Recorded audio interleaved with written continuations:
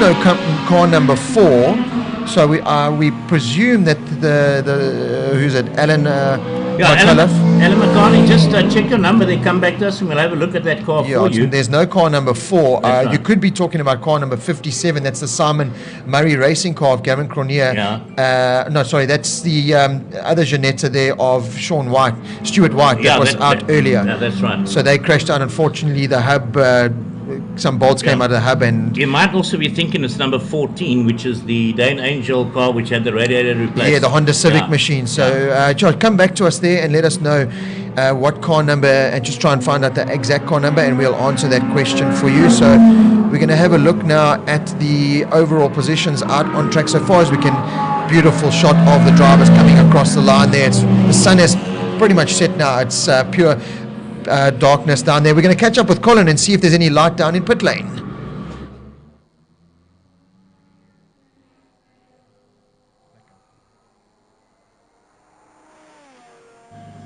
Ruan, come move over.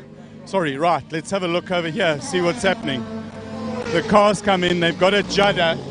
Right, the Alpha's in for its pit stop. This should be its only pit stop. I've got to roll it back. They've earthed the car on the exhaust pipe. I'm going to go around the front. Right. So, there's the drain for the fuel.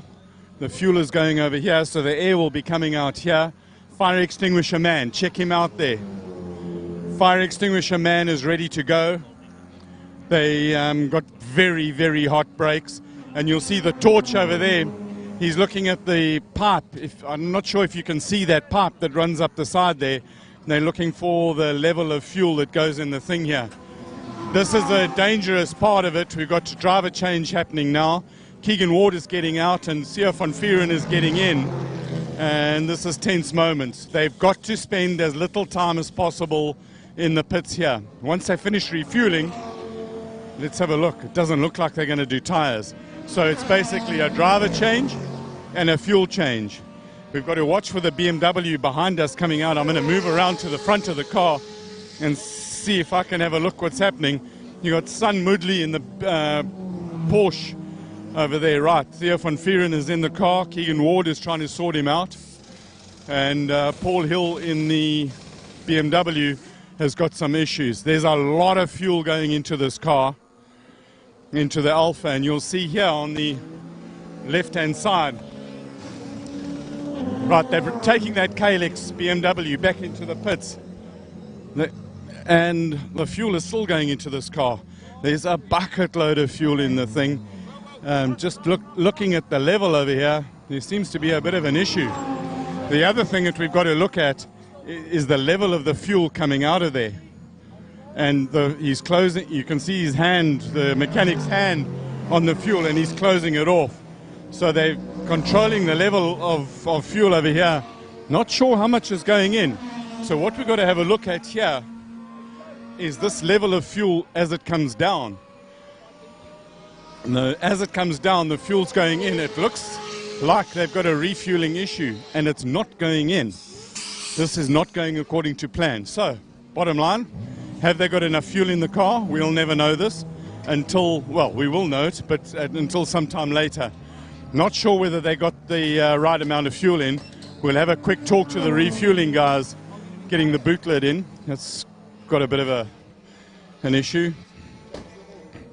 We've got to get it closed and get the catches into it, which it looks like, well, they haven't got it done yet. And they are changing the tires. Let's go and have a look around the front here. There's a car, rescue car that's brought one of the older cars back in. Right, so they're putting the tires on the front. This is not one of the better stops that they've had. Around here, it is very, very hot, and you can see the brakes are still smoking. Guys are battling to get the nuts off. They did do some modifications to the wheel studs on these cars. In one of the previous races, they had an issue with the wheel studs were picking up on the wheel nuts. That wheel is not going to, there you go, a good kick. Nothing that a swift kick won't stop. That dust over there comes from a fire extinguisher that there was a bit of fire that started. Sorry, guys, we've got a thing here where we try and look after each other's backs here. It's a bit of teamwork, and safety in a pit lane is a mega issue. Again, thanks to ATS for the overalls and for the high-vis stuff. Right, the nuts are going on, furiously working. It's a long pit stop, definitely not according to plan. So, while they get these wheels on here, if you give me another 30 seconds, they should get those, or even less than that, get the wheels on. So they drive them on, listen to the rattle gun. Makita's best from the electric point of view. Wheels are done, car should go done.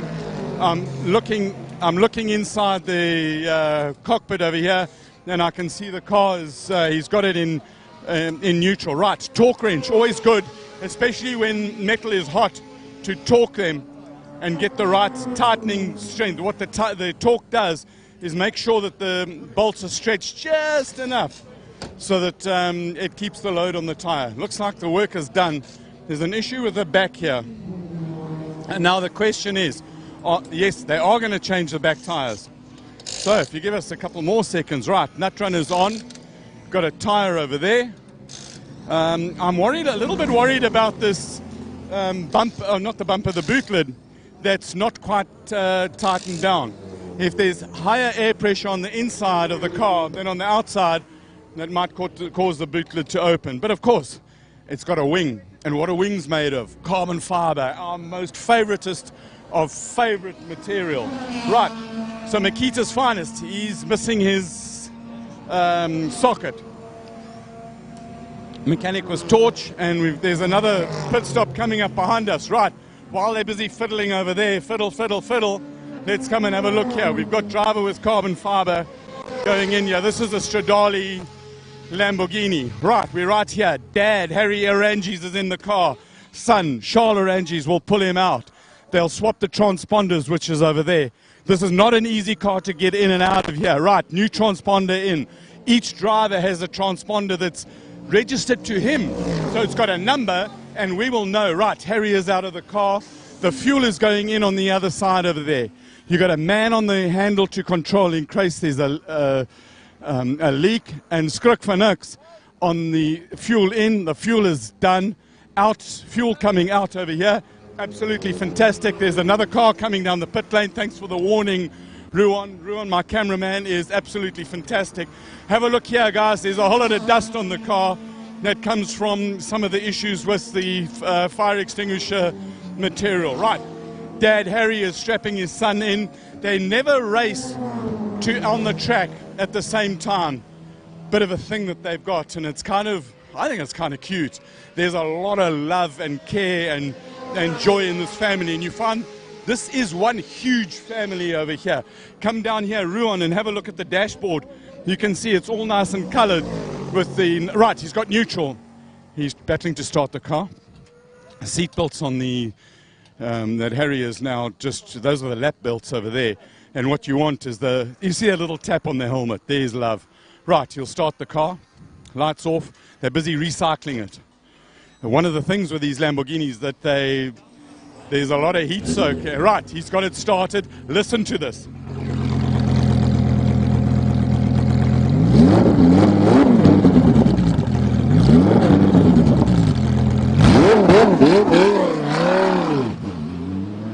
Hell, I love that.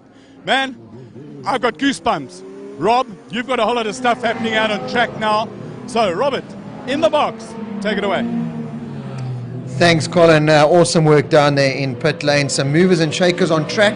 Let's get you caught up then. It is Gavin Cronje out in the Janetta, still leading out front.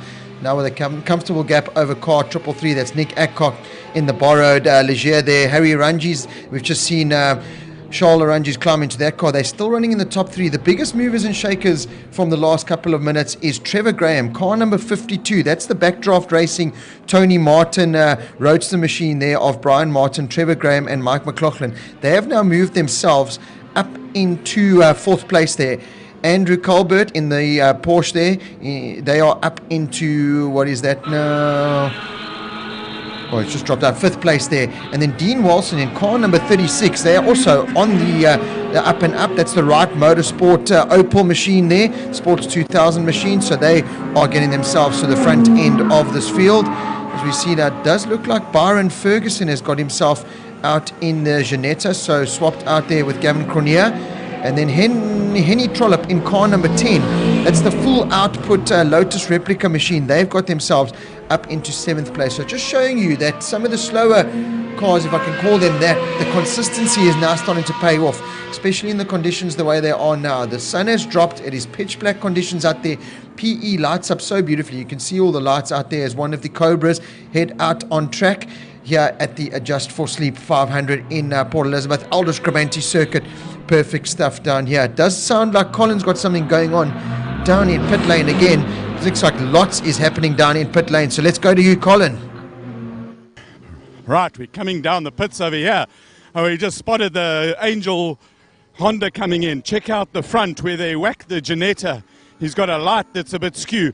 They fixed the radiator and one of the pipes in this car. So Jared Evans is going to get out and Dane Angel is going to get in. This is around about the 2 hour mark. So, excuse me, we expect this car to run until the end. Let's go back and have a look at the refueling. Here's his catch tank where he's catching the air and getting letting the air out the car. Check here. There's the vapors of coming out of there. That gives you an indication of how fast the air is coming out of there. So the fuel is going in.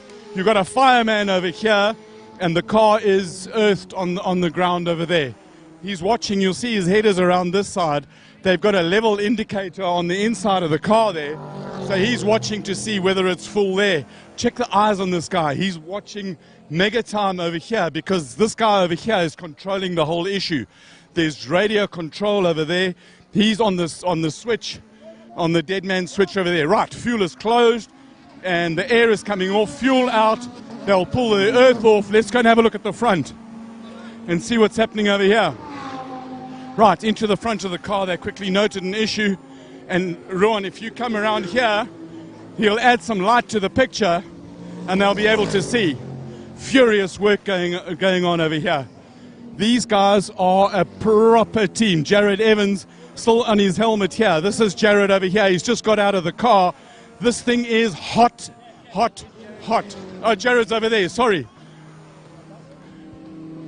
Do you know what the issue is, Marcel? The car won't get 4th gear. It's not selecting 4th gear all of a sudden.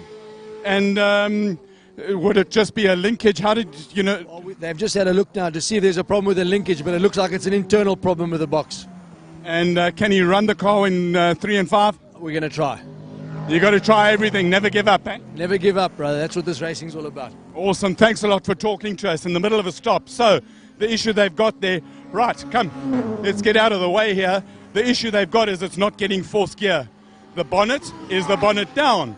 And if the bonnet isn't down, it's going to whip up and smash the windscreen. Never, ever, ever want that to happen. Right, so now, a bit of a discussion going on. The one light is a little bit wonky. Apparently they're saying the circuit is lit quite nicely around the back. And in the words of these are the kids, I'm not sure when they say the circuit is lit, does it mean there's a lot of light? Or does it mean that it's dirty? Or does it mean it's like fully cool or whatever? The circuit's lit. You guys will know that sort of stuff. What we do like is there's carbon fiber and there's duct tape. Check there. There's duct tape, guys. Love this stuff. Right. We'll check the wheel spin. Check those. Bolt.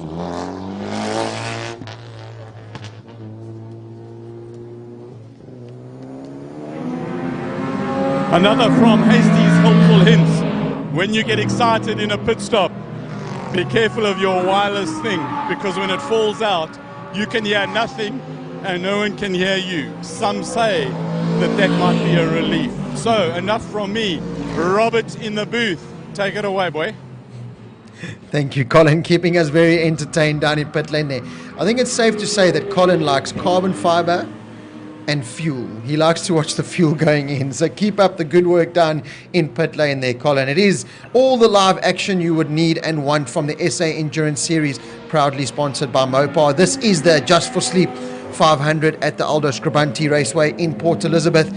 And as you can see, track conditions really tricky out there now. The sun is down, but having said that, Charles Arangis on his 103rd lap, obviously not him in the car, he's been sharing it with his dad Harry, but they have just posted their fastest lap time of the entire race so far. So 2 hours and 13 minutes in, Charles Arangis has just posted a lap time of a 101.6. That is how impressive that is from that young man, and that is how the caliber of driver that we've got on show here at round number 2 of the SA Endurance Series. A little bit further back, there was another driver that I wanted to pick up that I was making serious inroads. Andrew Horn in car number 8. They are now up inside the top 10 in 10th place there. So that is the Blake Digital Capital, Xena Chemicals machine, Howard Blake and Andrew Horn in that Nash car. There was another driver I wanted to pick up, Wayne Lotter. They in 8th place there, car number 135. That is Globe Lotter car. That is Steve Trutter and Wayne Lotter. And then the other car that I wanted to pick up on is Chris Brudnick, car number 17. That is the Bucket List Racing machine. That is the Ferrari car. They are up into 6th position now. So we know the troubles that they've had coming into pit lane. Literally, that Ferrari has been on fire in this race, literally in the pits. So good work there from them. Theo van Vieren in the Alfa Romeo, he's climbed in that car now. We had an interview with him a little bit earlier on, caught up with him, and he took us through the strategy that they were looking to employ for this 4-hour endurance race.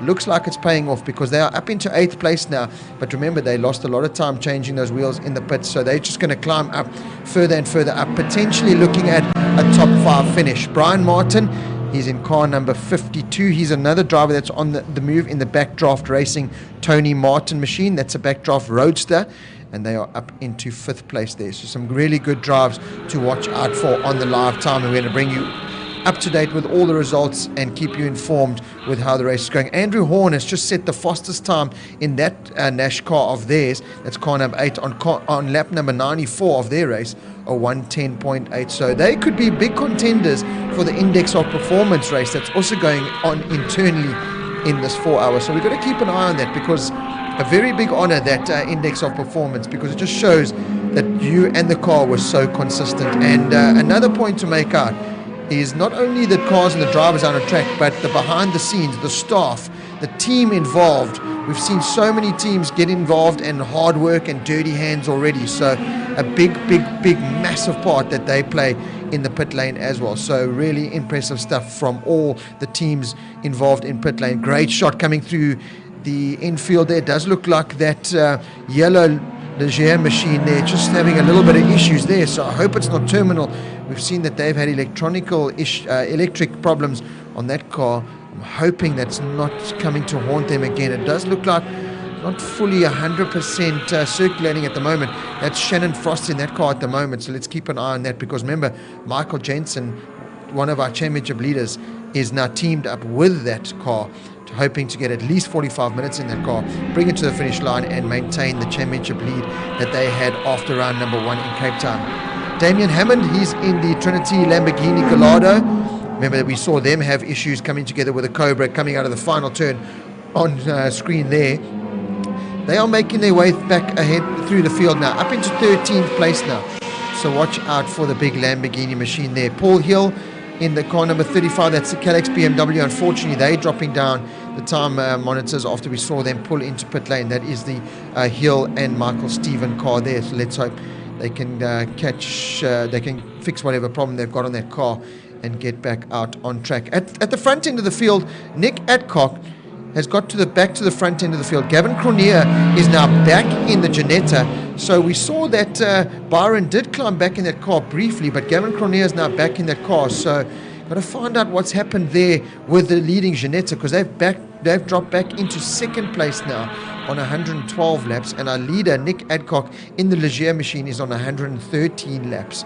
So a change up there for the overall lead. Charles Arangis, he's starting to make inroads now in the leading 2 cars. Remember, he's a little bit faster than Dad Harry, and like Gary told us, once Charles climbs in that car, watch out. And he has set out the lap times, and he is starting to now close in on the leading 2 riders.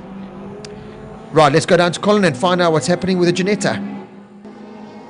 Guys, interesting and interestinger, and now most interesting. The shake and bake car, there's a bit of smoke coming out the back. He was in a 1-lap lead over Nick Adcock, and Nick Adcock is in the 333 car because his number 1 car broke its engine. So they brokered a deal to get into the Fritz Kleinon's James Forbes car. So there's a lap difference in it. The Janettas come into the pits, they pull the back off the car, and I saw Gavin Cronje get out of the car and walk away. It kind of looks terminal. I'm going to see if I can find out what is going on here.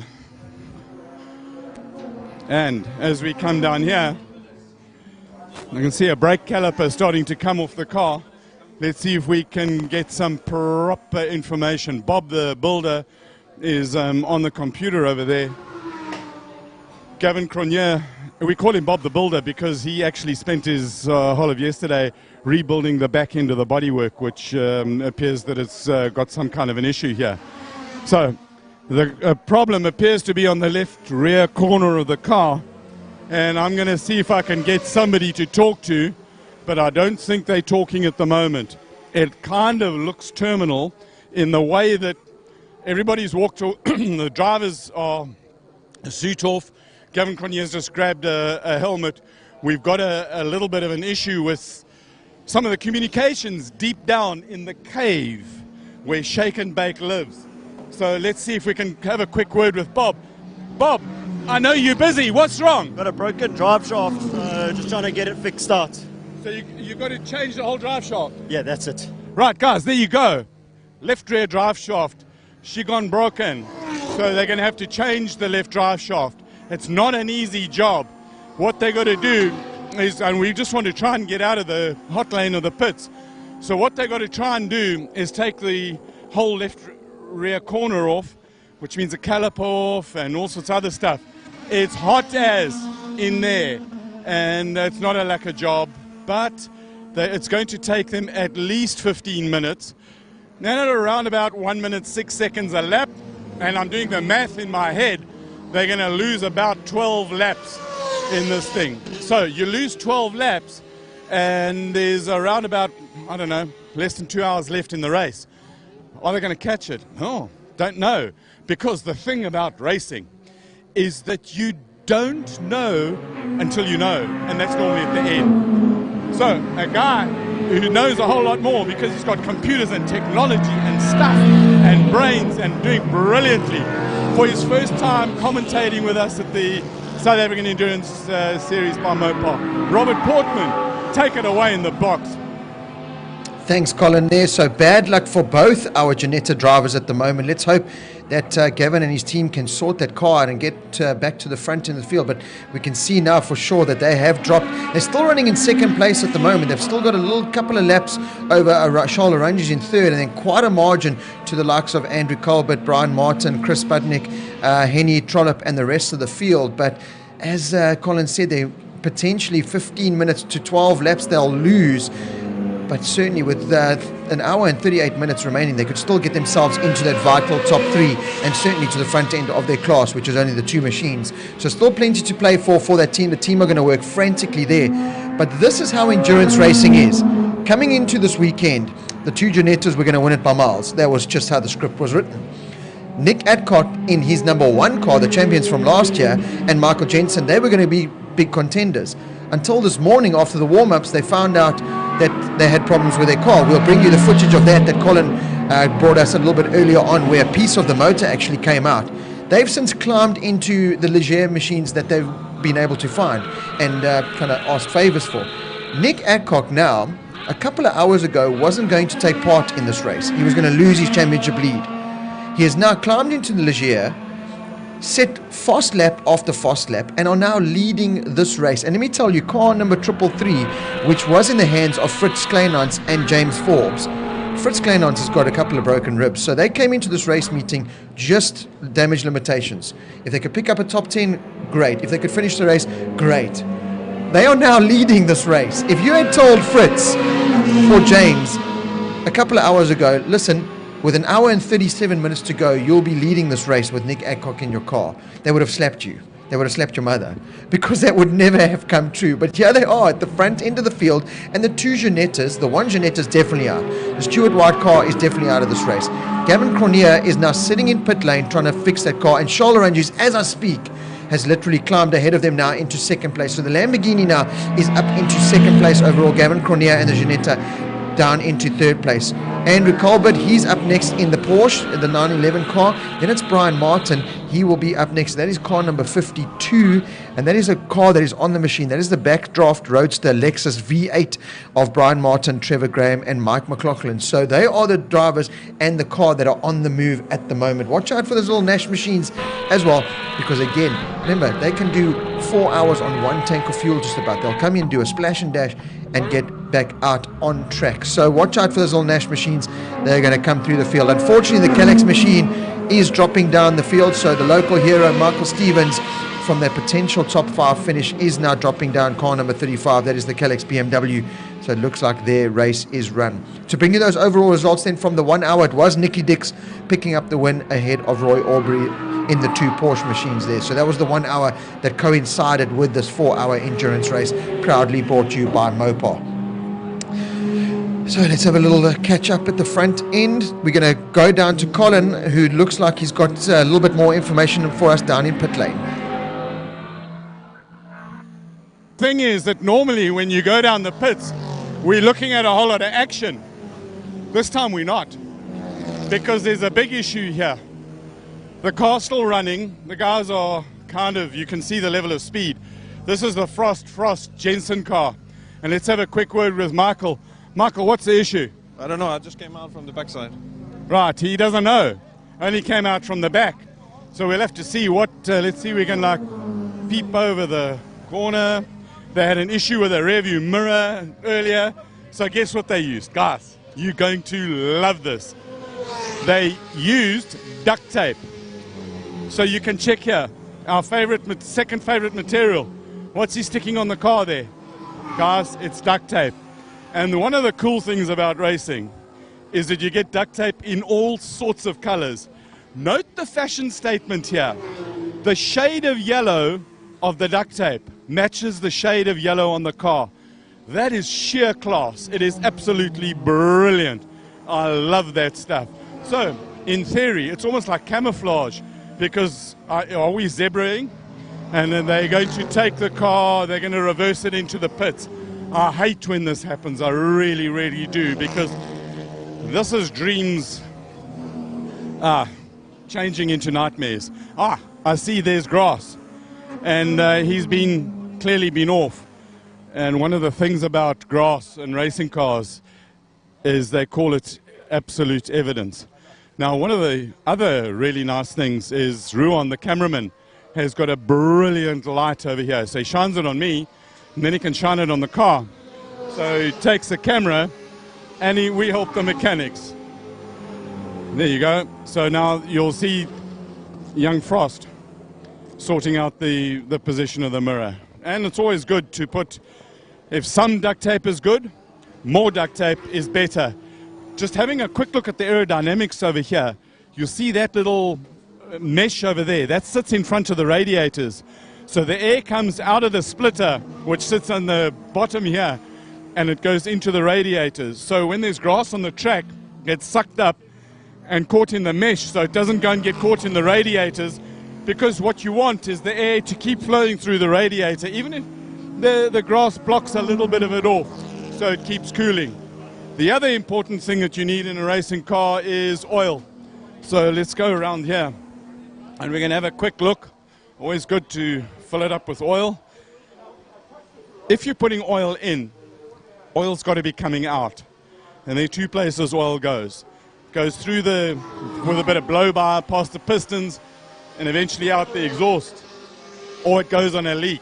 If there's a leak, it's going on the track, and it makes it slipperier, which is not lacquer, and cars go off. So they're relatively relaxed because they've got a lot of time, 6 or 7 laps, I think it is, in front of the car behind them. Right, oil goes on, and the message that's coming through here is just keep it going, just keep it running to the end, and make sure that's going on. James, have you got an idea of what's going on with the car? With this car? Yeah. I actually don't. No, unfortunately not. So the other car I can talk about. This one. Yes, not. talk about the other car, the 333. Oh, sorry, you're in the lead. We're there now, courtesy of some misfortunes from obviously other folk. But we've been running consistently. I enjoyed my run, enjoyed the setup on the car. Nick's now running very consistently in just over the minute mark. And everybody else is struggling around us. A long way to go yet, so we're certainly not going to get complacent about this. And I've got my fingers crossed behind my back at the moment as we speak. This emotional roller coaster that I think you guys Nick has in particular been on. Disaster this morning when the number 3 Conrad decided it needed to escape the crankcase. And now all of a sudden in the lead. The roller coaster of emotions. Don't you just love racing for that? I guess that's what keeps us coming back. The ups, the downs, the rush, the excitement, and even the downs. Next time you come back stronger. So James, you were almost speechless there for a moment, which for you is a rare thing.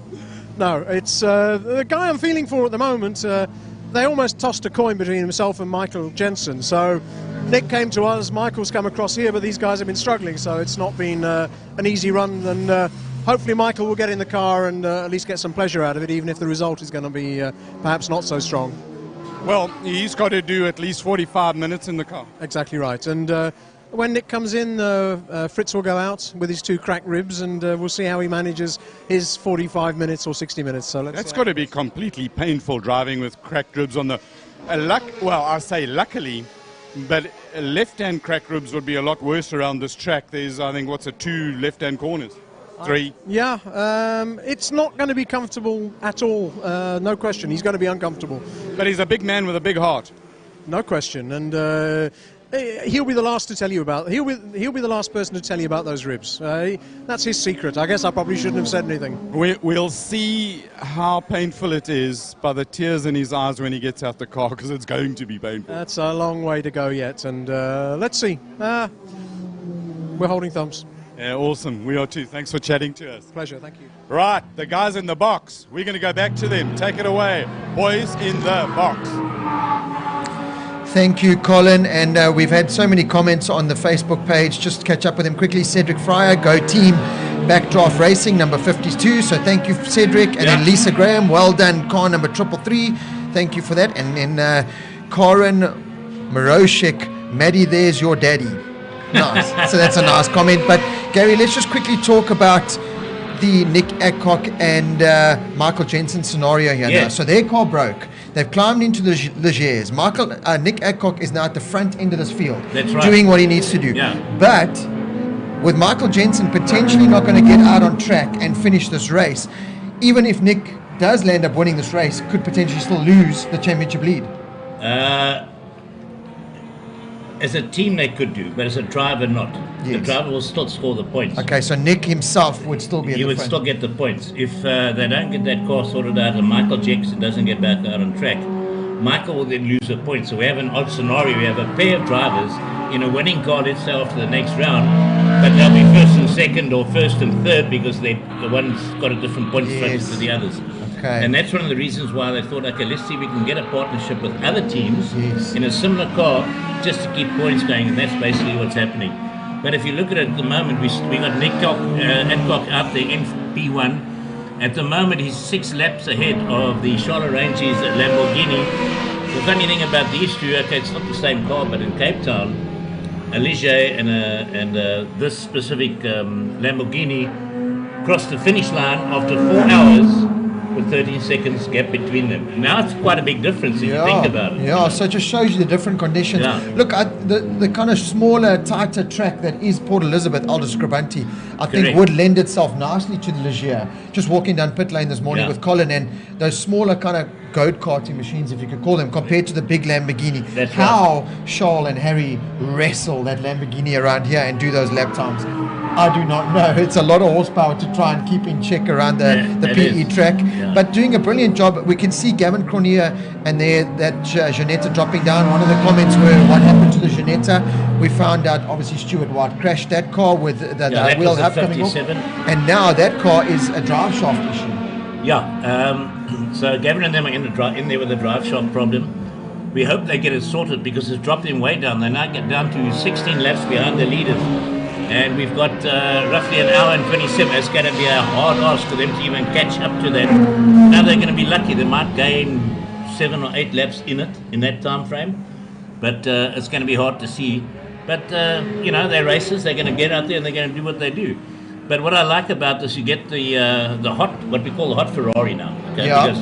Because, I was down in the pit lane and Keisha says to me, I think this guy's trying to turn me white and all. Because he got covered in powder with all of that. Because he was still in the car when it happened. But it's actually very strange. He very seldom smiles or chirps, and suddenly he's become more relaxed. Nice. He's like one of the team guys out there, and he's becoming a very friendly person out there. But you got Chris Bitnick is in that car with him. And Chris Bitnick, for those who don't know, comes from Bucket List Racing. So he's a guy that put, you know, him and Freddie Pretorius, they put together a BMW. It's one of the only BMWs that has got a World FIA, built in South Africa with a World FIA certificate on the roll cage. And they took it to Dubai, not last year, the year before, for the 24-hour. And they managed to get 23 hours into the race, and then it all went wrong, and that was the end of the team. Well, it just shows you impressive that South Africans, we got to love them. We're going to go down now to pit lane and catch up with Colin once again. Right, the motorsport, the drama that keeps on giving. Right, middle hammered out, younger hammered in. So you've got Damien in the car now. Last lap, he came around really slowly. There's some other issue with this car. We've got a driver change.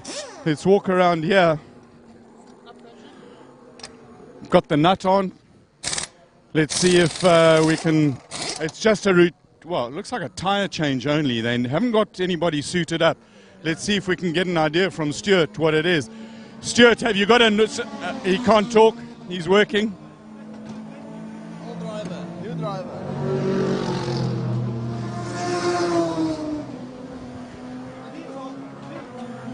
Nathan Hammond has just got out the car trying to chase him, but he's also not talking. Sam Hammond, the father. Let's see if we can have a quick word. Sam, it doesn't look like a normal routine pit stop. What's happening? I got a right flat. Just a right flat, that's it. Yeah, and then we're going to fuel and do a driver change at the same time. And will you be able to fuel to the end? Yes. Awesome. Thank you. Right, there we go. Right front tire was the issue. They're going to torque the wheel nut. That takes massive torque. You can see by the size of the wheel nut. Right, that's done. Now they're going to put fuel in. But the rules say you've got to be dressed in your fireproof kit. So Stuart is the guy who puts the fuel in. Will they make it? Because the car behind them, the BMW, had a little bit of an issue. Here's Damon, who has just got out of the car. The thing that we've also got to watch for, right, we've got the air catch tank out of there, and now Stuart, they can't get the thing in. He needs some help. Stuart's a big boy with a lot of strength, but you can't help him unless you also can't fuel, unless you've got fireproof overalls in it. So the other thing that they've got here, and they've got the Ginetta G57 with a broken drive shaft in it that they're trying to fix in the pit lane here. That's the Wonder Bread car. And now they're coming out to put some fuel in. It doesn't look rushed, but they are hurrying. They're like ducks. On the surface, it's kind of calm, but underneath they are paddling absolutely flat out. And it doesn't help shouting and getting excited. Got to focus on the job and try and get things done very well. Ruan, my cameraman, has got this beautiful LED light that somehow it's like a, I don't know, light to a moth. And my eyes keep, there you go. So there's the effect of the light. Patiently, we await the arrival of the fuel. The car now, it sits, it loses laps. Lap time around here is around about a minute. And it almost, if it could start, it would almost be worth them going out while they move and get things going. Right, Stuart's going to put fuel in. On the right, our right, car left, the air will come out.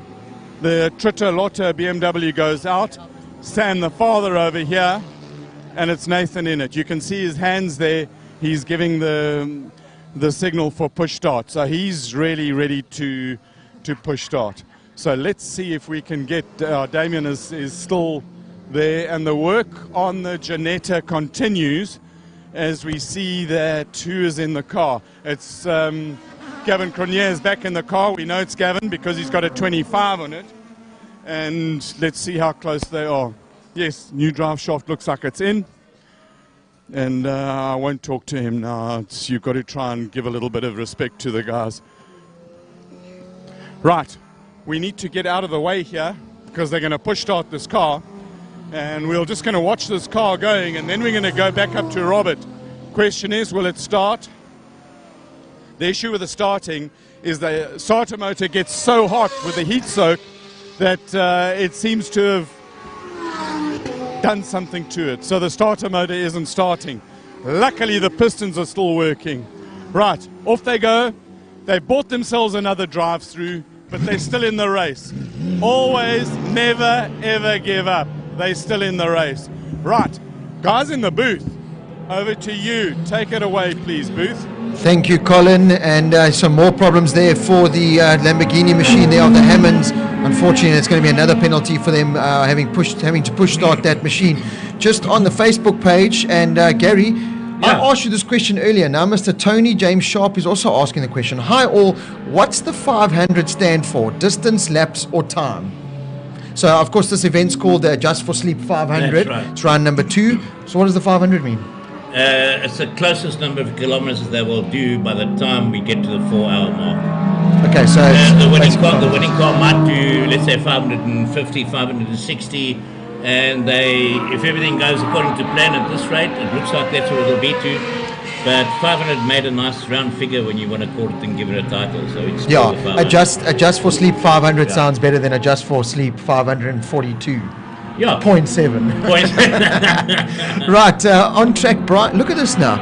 Brian Merlin, car number 52, has just set their fastest lap of the race on lap 120, a 109.6. Yeah. So that is car 52. That is the backdraft racing car. That's the Lexus V8 machine. That's and correct. they've got themselves up into 4th place. So it just shows you the slow, steady pace wins the race. They are now challenging for a top 3 position. Yeah. Still quite a bit off the Porsche Turbo there, the 911 of Andrew Colbert. Yeah. But certainly coming through the field. Still Nick Adcott at the front of this field. He's got about a 7-lap lead over Shoal Oranges. But you said it earlier, once Shoal gets in that car, and certainly when Nick gets out of the 333 car, that Lamborghini is going to start chasing down that lead. Yeah, because Nick is not in the same car as his previous driver. The drivers are different caliber, different things. So it's going to change. And with the time he got in hand, that catching that or closing that gap is it's a possibility. And we could get like we had in Cape Town the last event where the leaders are going across the line with a couple of seconds on the same lap. Yeah, with 4 hours left to play after 4 hours of racing. So we're 2 hours 40 minutes into this race. We've got an hour and 18 minutes left. Look at Theo van Vuren in that Alfa Romeo. They are now up into 7th place overall, despite that pit stop where they changed the wheels and had 1 or 2 overheating issues. And the other car that's also coming through now, car number 14, that Honda Civic machine, they had lots of problems. Changed radiator. They've come in and done a pit stop. Correct. Dane Angel is now in their car, got them back up into 13th place. Okay, they're 37 laps behind the overall leader. That's right. But that's a good recovery drive so far. It is, and it's a fantastic recovery drive. And even even the Hammond family, even with that problem they'll be having with that Lamborghini, they're still out there. They're still in the car. They're not doing too bad. They're averaging in and around the 1 minute and 4 seconds a lap, so it's pretty good for them. And if we go a bit further down the field, we have the other likes like Paul Hill, and this is actually the Paul Hill and Michael Stevens car. Yeah, they're back out on track now, so that's great news there. You can see the Janetta there of Cronier is back out on track, but Colin is down in pit lane to catch up with some more drivers. There's shake and bake. Is almost ready to come out of the oven. It's out of the pits. They're putting in the bodywork on the back. They've replaced the drive shaft. So he's going to go out here, look for some seriously fast lap times. I think this is going to be an exciting stint. You've got Gavin Cronier in the car. They've put the big refueling nozzle on the car. That's a Staubli thing. It's absolutely massive. And the bigger the thing is, it goes in nice and square. Excuse me, and you don't get any leakage in it. And that's the one bit of news. The other bit of news is earlier we were talking to the Angel guys and we were watching them. They came into the pits and they had an issue with the gearbox. Bob the Builder, he's got his hand up, and if you go down to his level, you can see Gavin Cronje, and you can see in his eyes are around about level. He's going to give the signal when the refueler, I think that's Stuart on the refueling, he'll pull the refueler out, and then he'll bolt. You'll notice that on this refueling, there's only one hose. And the reason for that is that the air escape is built into it as well. So at the top, the clear hose, you see the guy with the silver helmet. Yeah, there you go, fuel in. Bob's told him to start the car, and Cronje will bolt. Bit of a stall, not the easiest cars to get going. So that's the one bit of news. And you'll see the lights flashing, that's his pit lane speed limiter on it. We're going to go down to the Angel guys because it appears that the gearbox is not gearing, and the pistons are still working, but the gears are not gearing. They had a problem with fourth gear, and the sign for terminal is the team manager came past and indicating that the car is dead. Let's get it from somebody who knows a little bit more than us and see if we can talk to somebody here. Guys are in the pits. Let's talk to Marcel Angel and see what he can tell us. Marcel, have you got some news on what happened with Dane in the car? What's going on? We're not 100% sure, but he stopped in turn one. So we heard him go past. We're thinking the gearbox is completely set housed now. So has he tried all the gears, including reverse? I mean, he could drive it around in reverse and bring it home, eh? He could, I suppose, if he wanted to. Look, he's done worse in a Ferrari before, you know that, eh? I know somebody else at a race in PE with a Ferrari who's had a little bit of fun in it. Yeah, it was great. Yeah, look, it's been a bad day for us. You know, it started off, I think, with a bump with Jared going to the back of the Janetta when the Hurricane went off. So that was a start of our gremlins, I think, and then we lost fourth gear. Now it's just said no more. Yeah, but it's been your car certainly had the pace, and the kids have shown an amazing spirit, and it's been so refreshing to see a bunch of young guys come along, gel as a team. They gave us their playlist. You've got to be a proud dad of Dirty Dog Racing. Yeah, look, the boys are unbelievable. I kind of sit back and I watch what they're doing, and experience is always a winner. But you sit and you let them make their own little mistakes, and they learn, and they're doing a great job. I mean, for that car to come in, for them to pull the radiator out, put another radiator in, duct tape the whole front of the car together, and go out and high five each other. It's really rewarding. That was one of the probably gees moments, spirit moments of the day. I mean, you guys from Cape Town don't really understand the volleys when you talk about gees, but.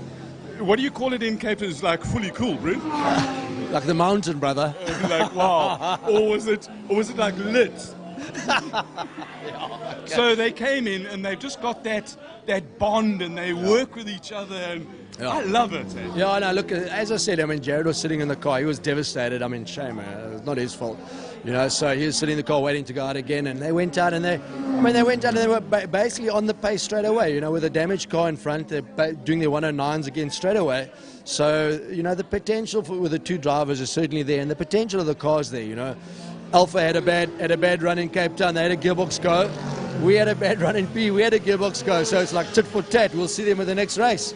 That's it's Swartkorps.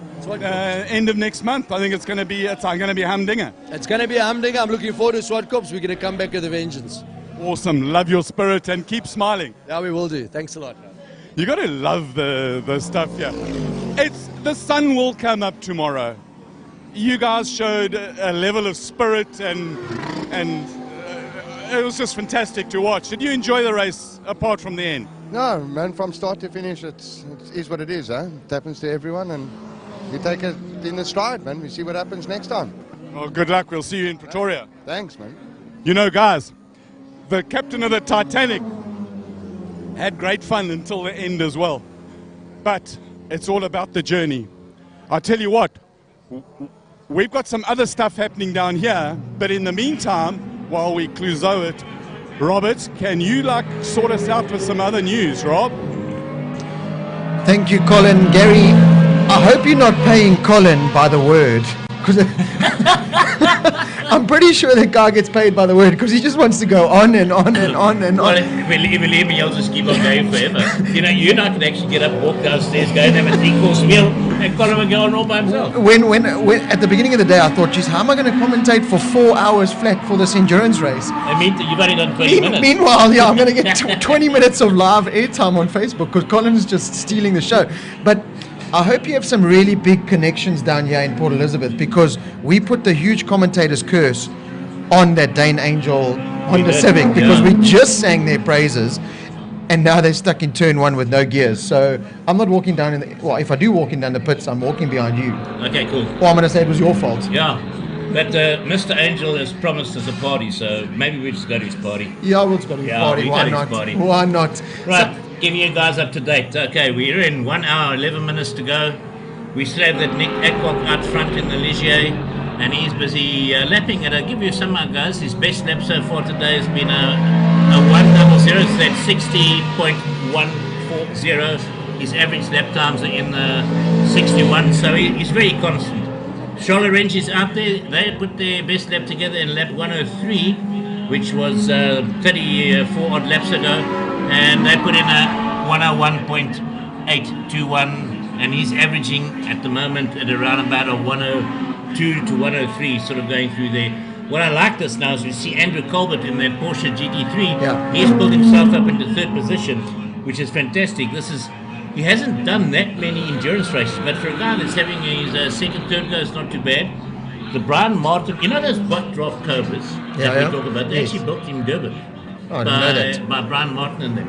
Well, that's impressive, eh? They sell them overseas and all the guys go racing with them. So they're up there in 4th place, 17 laps behind the leaders, but leading their class, and that's in that beautiful backdraft Cobra. Then we have the what we call the Red Hot Ferrari being pedaled at the moment by Chris Bitnick. Yeah, the F360 Ferrari there.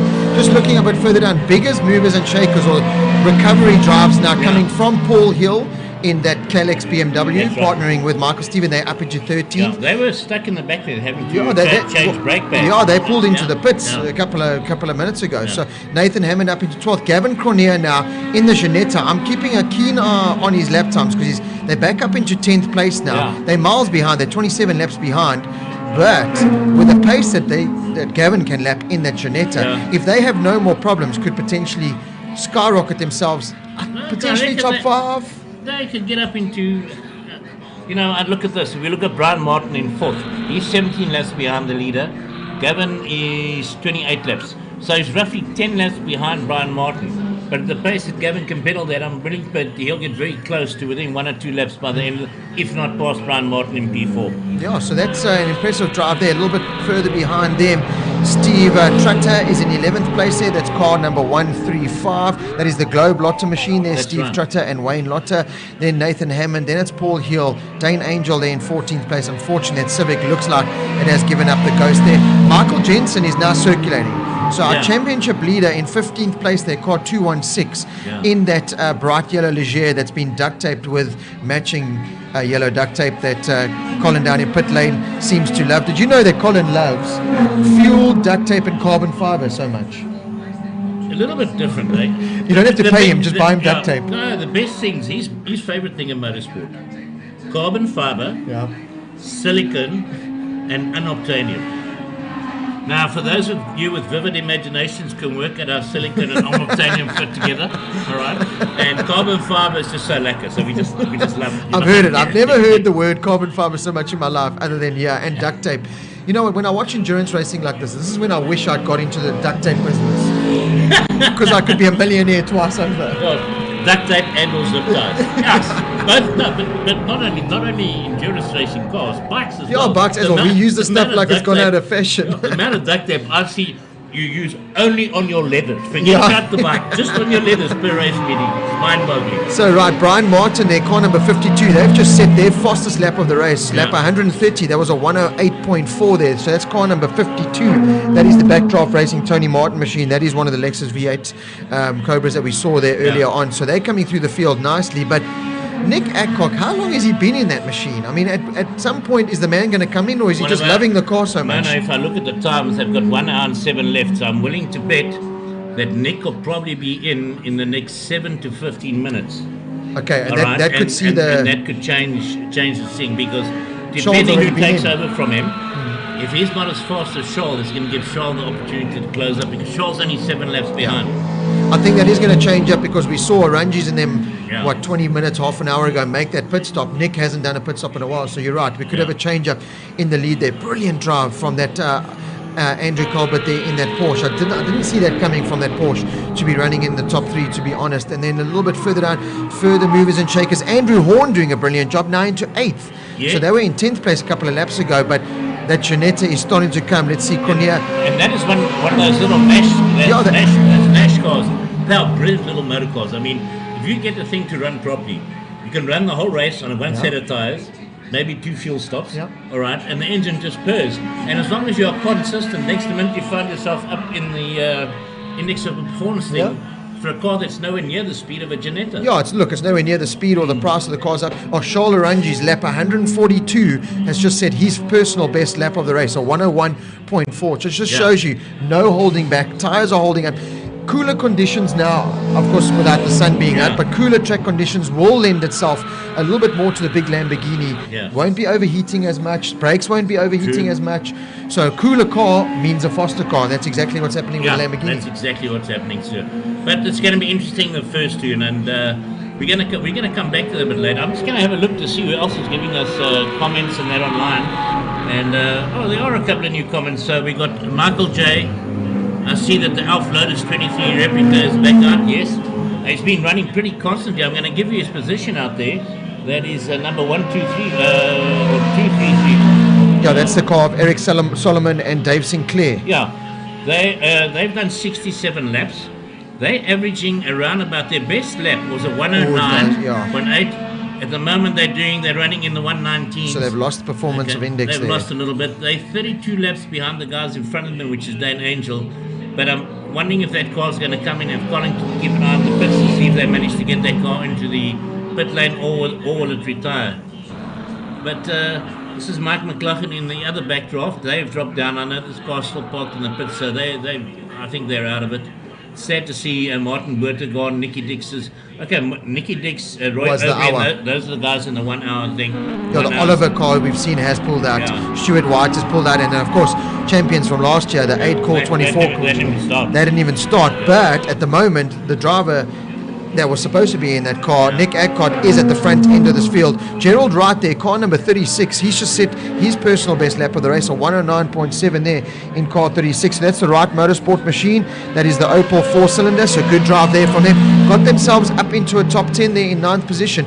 Gavin Cornier, 59.8 lap time last time round, so he is 2 or 3 seconds by far the fastest driver on track at the moment. So that Janetta going to start picking them off slowly but surely. No, as he gets more confident with his repair than done, and he understands that the car can be pushed that limit, he's going to push harder and harder.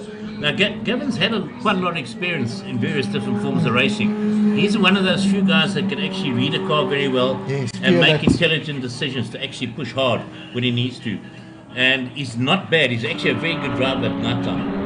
And like Charles and him are very good drivers at night time, so you'll see a lot of exciting action starting. Not that they're going to race one another, but well, there you go. Charles just set his fastest lap of the race now, lap 145. Pitch black was. It's actually lit up really well here at Aldo Scribante. The guys down here at PE have done an exceptional job. The Border Motorsport team, a 101.8 on lap 145. Got just over an hour remaining now, an hour and 3 minutes remaining. You can see fastest laps coming in all down the field. So track conditions really, really good. Yeah, and I think this is, I know Colin can actually hear us down there, this is where you should actually keep an eye out for the pit stop of this car. Car's 333. Yeah, he's going to have to do one soon, all right?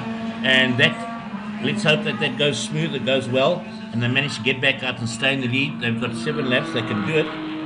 If there's a hiccup like the Hammonds have and suddenly the car doesn't start, I don't want to give them the curse, as you say, but it's racing. Things happen. Well, we've seen so many things have unfolded today. Before the racing even started, we saw so many dramas in the pit lane, and they're unfolding in the race now as well. But again, so amazing to see that with an hour left, 3 hours into the race, we've still got a huge battle out front for the lead, and that's going to go all the way down to the wire. Andrew Horn, another personal best lap time there for him on lap 130, 109.8. Gerald Wright, once again, lap 126, 1 minute 10.5. So Gerald Wright's a very, very quick driver. Well, he's proving that now. I mean, that's impressive He's there. very good. Out at night time, a little bit further down there. I'm just trying to see if Paul Hill, how they're getting along. It looks like their charge forward has subsided ever so slightly, so I hope no more problems have hit the Kalex BMW. I'm sure that we're just giving Colin a little break down in pit lane. We're going to try and save some money so we don't have to pay him by the word. But coming through the field, Steve Trutter, now he's in the car number 135. He's switched over. That's that BMW E36 with the 3-litre motor in it. So they've got up into 11th place now, and they just got ahead of Nathan Hammond in that Lamborghini. So good little battles going all the way down the field. Cronier's up into 10th. Interesting, these guys are pitted right next to one another. So I'm pretty sure that the mechanics are watching how each one's getting ready to do. Because the last time you saw that fuel stop for the Lamborghinis, the BMW's pitted right behind them. Okay, so they've got to be careful with that as well. So it's going to be interesting to see how they actually play out. More cars coming into pit lane. We can hear the horn coming in there. So I'm going to try and see if Colin's down in pit lane and he can bring us up to date with potentially the car that we need to look out for, that Colin needs to look out for, is that 333 car of Nick Adcock, and when they're going to come into pits and how vital that pit stop is going to be. Last lap around a 104.4 when Aranji's was 101.8, so running about 3 seconds a lap slower. It's not going to make a huge difference for now, but that pit stop, and I'm pretty sure it's just going to be a driver change pit stop. I don't even think it might be a fuel pit stop for Nick Adcock and them in that Leger machine. We're going to have to wait and see what Colin can do. Yeah, we'll have to wait and see. Maybe when Colin does get down there before he crossed him, we can actually go and find out what the status is and that sort of thing. But it's going to be an interesting scenario in that specific car. But what I'm liking about it, I mean, those of you that are watching, you're not looking at us in the studio, you're looking at the events happening on track. And the effect that the lights have, and the lights were dancing around and going around the corners. And you and I are sitting watching this over here, but if we look at this, we can actually see, I mean, look at these guys over here, a pretty good dice over here, all the different classes racing together. Well, the nice thing about a track like Aldo Scribante is it's 2.8 Ks in length. So you're always going to have cars almost side by side on track, especially when we've got 24, 23 machines out on track. There's always going to be these little bunches, and coming onto the front straight now, that's a beautiful shot. Shows you how nice and lit up it is. And let's just say, I mean, these marshals have been flat out since 9 o'clock this morning, because we had all the local races as well. So big up to the marshals, big up to all the organizers, big up to everyone involved, the medics, the staff, the clerk of the course, everyone, because it's now deep into the 7 o'clock at night. Everyone's still working hard at it. That's a great shot going into turn 1. This is one of the most, I just love this track. On a motorbike it's exceptional, in a car it looks even more exceptional. Coming through Hanger Sweep there, I mean, that is just one of the most iconic turns in South African motorsport.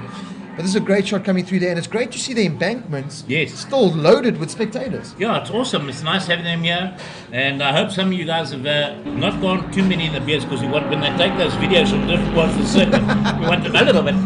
If it shakes, don't sweat about it, just send it to us. We'll make you famous. But so far it's been an action-packed round number 2 of the South African Endurance Series, proudly brought to you by Mopar. We've got to thank Mopar for the sponsorship of the series, and of course Adjust4Sleep 500, Adjust4Sleep sponsoring us here at this event along with Mopar. And so far it has been an action-packed race. A move being made on the inside there going into turn 1. Can't quite see the cars going on there, but it does look like the Janetta and the Ligier doing battle out on there. That was actually, I think it was the Janetta giving going past one of the Porsches. Certainly Gavin Cronea still in the 59 lap time, so running under the 60 what am I trying to say? Under 60 seconds. Under the 60 second bracket there. At this late stage, he's on lap 129, so I could potentially see them getting up into that top 5, even a top 4, if no more bad luck strikes. That's right, he can do it. Although that Chris Batnick and that Ferrari and Brian Martin are not going to make it easy for him. They're definitely not going to make it easy. Right, we've got Colin back down in the pits. What you got for us, Colin? The head honcho of Dirty Dog Racing, Dane Angel, you've got a half a smile on your face. You did hell of a well, and then the gears aren't gearing. What happened? Yeah, we tried. We always knew we were never in there for results. Just wanted to finish, get to the end. But yeah, a lap before the end of Jared's stint, he lost 4th gear. So I went out there just to try to bring it home. Clutch started slipping, was getting worse and worse. And then coming down the main straight, as I went from 3rd to 5th, I just crunched and there was nothing. Always a tragedy when it ends, but I'll tell you what, the level of spirit that you guys have shown, particularly after that radiator change and the high fives and just the congratulations and the team spirit that you guys had going, that's awesome to watch, eh? Yeah, it's good. You know, we don't take ourselves too seriously. We understand that it's 9 best mates that are here. We all love motorsport. We're here for the fun of it. Unfortunately, today did not go our way, but 100% we'll be back for Swartkorps fighting. You say for the fun, and you then say back fighting. You didn't come here to come second. You came to win, and that's the cruel part about motor racing. Sometimes it gives, but often it takes. Yeah, 100%. We always come here to win, but you know, sometimes it doesn't go your way, and today it didn't go our way. Just like Cape Town, it didn't go the Alpha's way. It's ironic, they broke a gearbox in Cape Town, we broke a gearbox here, so hopefully that's all our reliability. So Cape Town is going to, Swartkorps at the end of next month is going to be exciting. Yes, for sure. Awesome. Thanks for talking to us and enjoy the rest of your evening. You know what they're going to do, because these dirty dog boys, they know how to party. We're not going away, because there's a couple of things here that we want to talk to the Alpha. We think that the Lamborghini needs to come in for a splash and a dash. And we want to have a quick word with Nick Adcock here and see if he'll talk to us. Nick, will you talk to us? That was an awesome stint. Well, that's what I'm here to do. He's just doing his job. But what an emotional roller coaster from earlier today with a broken engine and now leading the race. You know, Fritz was very good to let me drive his car, and we've got a lead now, I believe. Hopefully Fritz can hang on to the lead, and we'd very much like to win.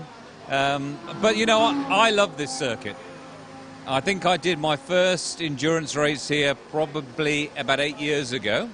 You know, a traditional 3-hour they do, and we came down here not knowing much at all in Francis Carruthers Juno, and I just clicked with the place. It's just lap after lap. It's a super little circuit, and yeah, it showed in my driving, I think. And interesting to see you move from your car that you've tailored over time with all the nuances to be exactly as you like it. You have a rush where you basically put the bodywork on the car from changing a setup just as you went out. How was the car, and how close it is to the car that you've lovingly fettled? The same but different. You know, they're both Ligier JS53s, but the engine power delivery is different. Offset of the gear, paddle shift is different. The brakes on this car are better, I would say. I don't know what pad combo they're using, but I'm going to find out. So yeah, it was just about getting used to the slight. We've got different dampers as well, so you can see that it's in the dampers. But once you got used to it and got in the groove, then we were away. Nick, James Forbes mentioned a little bit earlier that it would be, from their point of view, a very interesting exercise with the transfer of knowledge between the car, and from a driver's point of view, where he was very interested to know how close their car, from a handling point of view, and what it should do. So you say it's relatively close? Yeah. I mean, with the setup Benoit's put on the car, you know, we pay a lot of money for that engineer, so that was the cost of our drive, really, to put in the expertise on it. So it's transformed the car for James. A few little more tweaks there, and you know, we're happy to give them any information until they start beating us. Always the case. So now it's a case of, this is almost a replay of the last race with a Lamborghini and your guys. It's not over. There's another long time to go. Yeah, there's another chapter in this yet. And Charlie's the hunter, and we're the hunted. Then last week, our last race, it was the other way around. So, the Jeanette has gone back out. Come and talk to us in 55 minutes. 54 and a half.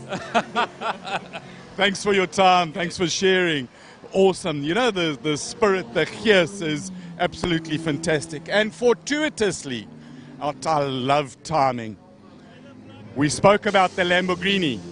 The Lamborghini is coming into the pits. They're about to get their pit stop going. So, what are the issues here around the pit stop? You've got a light, you've got an airman, and his job is to let the air out through the hose. So on the left-hand side of the car, the air will come out of here and go and vent. He's coming in now. I'm going to get out of the way. You got Quibus with an arrow. And in he comes. Right, this they call a splash and a dash. It's not really a splash. There's a whole lot of fuel that's got to go in here, probably somewhere in the region of 50 odd litres. Charlotte Rangi's in the car there, sliding the window open. We're watching the air. Well, we're not watching, we can't really see the air, but we're going to watch for fuel coming out over here. All the smoke is the hot oil, and there's a lot of heat soak in this car where everything is nice and hot. You'll see he's got the jumper cables ready over there just in case the battery gets with a bit of an issue. And let me just move a little bit back from here. Always good to stand a little bit away. The fluid that you see here, right, he's got enough fuel in the car. They're going to start it and bolt. Right, they've got a bit of a battery issue.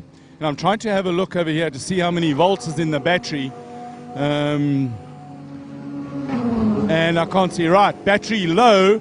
It's sitting on 12 volts. These things like about... Love that sound.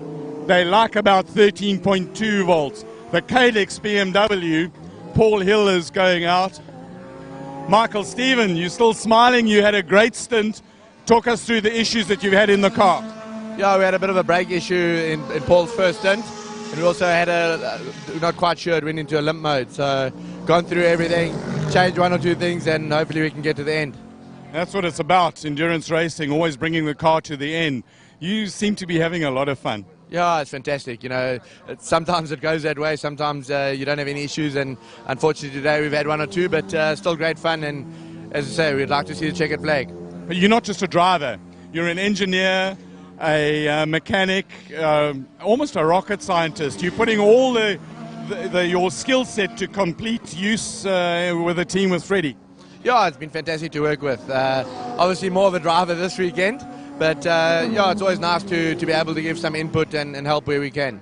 Awesome. Thanks a lot for talking to us. No problem. 50-something odd minutes to go. Half crossed all the fingers. Yeah, all fingers crossed. Yeah, we should be okay now.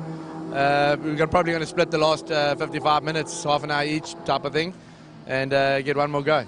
Right, so he's got another pit stop. Thanks a lot for sharing that. I want to, before we go away, we're going to have a quick word here. We see the Alpha guys getting ready. Check out the Mopar branding. So we've got an Alpha pit stop coming in. They had an earlier, very quick pit stop for a delaminated tire. And there's all sorts of... I nearly used a word. Right, there's a car coming in the back here, and we're going to, it's not these guys because they're not in major panic mode. You got Fast Freddy over there, and here he comes. Come, Ruan. So let's turn around. It is the Alpha. Just got confirmation from Michael on the wall there. That's Freddy waving the car here. So they've got to put fuel in this car. I just want to get out of the way here. Right, Ruan, check the car out. The Ferrari. Well, a kind of Alpha family. This is the car that caught fire earlier, and the fire came about on the air side of it, which is our camera right. You'll see the man with a can in here. There's a lot of fire extinguisher dust around here, and you can see the dust all over the car. This is Freddie with the Arnold Chats Cars shirt on. Nick Budnick is in the car at the moment. Kishore Patamba he had a big smile on his face. In fact, Kishore is right behind us, and the minute he's finished with this stop and he bolts, we're going to talk to Kishore. Kishore, are you okay? Have you got a quick talk, or do you want to watch the stop? Just 2 seconds until I get to him. Right, 2 seconds. He's having a quick word with Nick. He was in the car when they banged the fire extinguisher on it. And one of the things that they do, and if you can have a look on the inside of the car, he's got a camera pointing out the back of the car. Right, Kishore is off to the, if he can come out. Kishore, let's get out of the fast lane. You were in the car when you had that fire, and you got some overspray of the fire extinguisher. How are you feeling? Is your lungs all right now? No, I've fully recovered now. Definitely feels much better than actually having it in your helmet, eh? Now, you were telling us you're a doctor. No. Now, initially, I thought that Kishore was a human doctor. You're a doctor of what, Kishore? No, in engineering. And engineering, Kishore, I've got to ask you this. What kind of engineering? Over the last few years, I've only been specializing in sewage and sanitation. Sewage and sanitation. I've got a comment, but I can't say it. Thanks for sharing, Kishore. So, from the sewage engineer to a master of his craft, Robert Portman in the booth. Robert, please take it away. Thank you, Colin. Down in pit lane on our Facebook page, Macam Sullivan's asking, what car is Henry Trollope driving? Well, I can tell you that Henry Trollope is driving the Lotus replica. That's obviously a Toyota-powered machine. And he's up into, what is that, 6th position there for Henry Trollope. So good job there from him. So keep those questions coming in on the Facebook page. The beauty of modern-day social media and going out live. You don't get more live than this. Here at the Aldo Scribante Raceway. It is round number 2 of the SA Endurance Series, proudly brought to you by Mopar. This is the Adjust4Sleep 500, and we are really deep into this race meeting now. Let's have a look. We have 45 minutes remaining of this race. It's Fritz Kleinons now with his 2 broken ribs and all in car number 333. He took over from Nick Adcock, and they're at the front end of this field. They've still got a 4-lap lead, so Haranjis has charged 3 laps into that lead, and look at Kleinons. He's running in the 107s, 108 lap times, and Charles Haranji still putting out those 101s, 102s lap times. So certainly it's going to be really close between the 2 cars out front. Andrew Colbert in the Porsche 911 is still holding down that 3rd place ahead of Brian Martin. That's one of the GT5 cars, and then Chris Budnick in that beautiful Ferrari. We just spoke to that team now. They're holding down that 5th place. Just have a look at the a little bit further down. It does look like I can't see Gavin Cornier's name on the timing sheet, so I don't know if they've had some kind of issue once again on that machine. I'm just having a close look here. I can't see Theo van Vieren doing a brilliant job there in 8th place in the Alfa Romeo. Oh, Byron Ferguson has now taken over from Gavin Cornier. So car 57, the Ginetta is still circulating, completed 139 laps. They are 27 laps behind the leader, but they are up into 10th place there. So good recovery drive so far from the second of the Ginettas, the only 2 Ginettas in the country racing here at Aldo Scribante. Of course, the one unfortunately crashing out early days there was Stuart White. But just to let you know, Stuart White on a full tank of fuel at the beginning of this race, a fastest lap time of a 55.6. So anyone who knows their lap times around Aldo Scribante knows that that is ridiculously fast, and pretty close to the lap record pace that he's setting qualifying, a 55.3 lap time there from Stuart White in this morning's qualifying session. So running inside the top 10, Henny Trollope there in 6th place, Andrew Horn doing a brilliant job there in 7th place, Theo van Vieren in the production Alfa Romeo there, up into 8th, Gerald Wright in 9th, Byron Ferguson in the Ginetta in 10th, Steve Trotter in 11th, Nathan Hammond now in that recovering Lamborghini car, the Trinity machine there, car 101, they're up into 12th place. Michael Jensen, the championship leader, up into 13th place, so still circulating. Good stuff there. Let's go down now, back to Colin in pit lane. Right. The Michael Jensen car has just come in. Remember, this is the one where he's in the car for a drive. A little bit of bodywork damage. We're not sure what the issue is. They were struggling with an electrical issue a little bit earlier. Ruan, he's not sure what to do. Right, go out and have a go. Do you know what the issue is? Said the red light came on. So we put the car off and told him to go. Control-Alt-Delete. He started. Yeah. Thanks a lot. The red light came on, didn't know what to do it. Guys, there's a chess match going on here. The highest speed chess match, Revenge from Cape Town. Dun-dun-dun. What's happening is that the car in the lead is 5 laps ahead. The car in the lead is the 333, the Ligier JS53 Evo 2 with Fritz Kleinans in the wheel. Now, Fritz is lapping, and it varies, somewhere between 4 seconds and 5 seconds a lap, slower than Charles Oranges, who is pulling it. He's absolutely flat out. He's closing, let's say, at about 5 seconds a lap.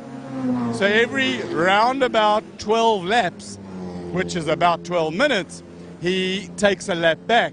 The question is, are there 5 times 12 minutes left in 45 minutes? We know that mass is important.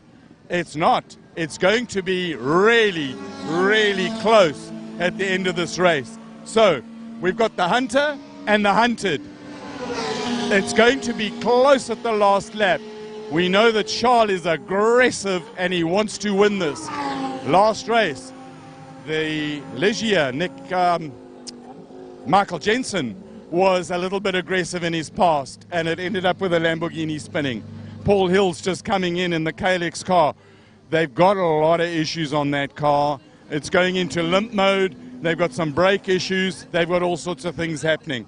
We're trying to find, let's see if we can have a look over here. The nervous man. You're in the lead, but you've been hunted down. We are being hunted down. It's going to be a tight finish, no question. Charles is putting in fastest laps of the race. He's really, I think he smells some blood out there, but Fritz is maintaining pace, but it's going to, I think we won't know until probably the final 5 or 10 minutes, perhaps. Don't you love that about racing? Not today. No, of course. We had a quick chat with Nick, and he was very interested in the differences between the cars. And you guys, he said, have got better brakes, and that transfer of information, it's interesting. You mentioned the same thing earlier. Yeah, we've got a lot to digest and absorb and make sense of, and to see what we can use, and yeah, we'll have some analysis to do after this race. And look, it's been great. Obviously, we didn't necessarily come out to share the way that we've had the opportunities to do. We didn't plan it that way. I think it's worked, certainly at the moment, of the way things stand for Nick, less so for Michael, and it works for our team. We've had, obviously, a very capable driver in our car to supplement what we've already got. And then on top of that, the opportunity to work with a couple of, serious professionals who have got a lot of experience in Europe, and we look to benefit from that. Now, will you guys sit down and have a 2-team debrief and a full-on swap of notes, or is that going to be one of those tense moments of... I suspect we'll sit down and have a 2-team set of beers. 2-team set of beers, that's going to be a whole lot of beers. That's going to be a whole lot of beers, but let's see. Early days, still a long way to go, and but it's been a great experience. We've certainly enjoyed every minute of it. And awesome. Thanks a lot for James Forbes. Thanks a lot for chatting to us. Pleasure. We're going to talk to him at the end. One of the other stories that we watched, and I'm just going to check the pit lane as we come down here. We go past the Kalex car. The flavors are not nice here today. We don't like them. We come to talk to the Alpha guys. And let's see if we can cross the pit lane here and see who we can talk to here. And we're going to have a quick word here. Michael, how are things going? And you never know where index of performance sits. You had a bit of an unscheduled stop with the tyre issue. Are you good on fuel to the end? We can go till the end. We're good with the fuel. All good with the fuel. The tyres should last. So basically now it's a clean run right to the end. Well, I wouldn't say clean run. Let's wait till the end of the race. I'm worried about the front tyres. And no issues with the gearbox after you put in the new bits and pieces? No, nothing with the gearbox. Nothing whatsoever. Thanks a lot for chatting to us, Mike. Thanks, Colin. Cheers, mate. Awesome. So there they are. They're sitting down there. They're kind of nervous. They've got all their fingers crossed. We're going to go and talk to Mr. Hill, see if he'll talk to us. There's Michael Stevens with a silver Steven, with the silver helmet on. Where's Paul? Here he is. Let's have a quick chat. Paul, you don't look the happiest chap in the world, but you look like you're still running. Michael's going to get in the car and run to the end. Yeah. You've had a lot of issues. No, it's not really issues, it's teething problems. It's a brand new development, a brand new build.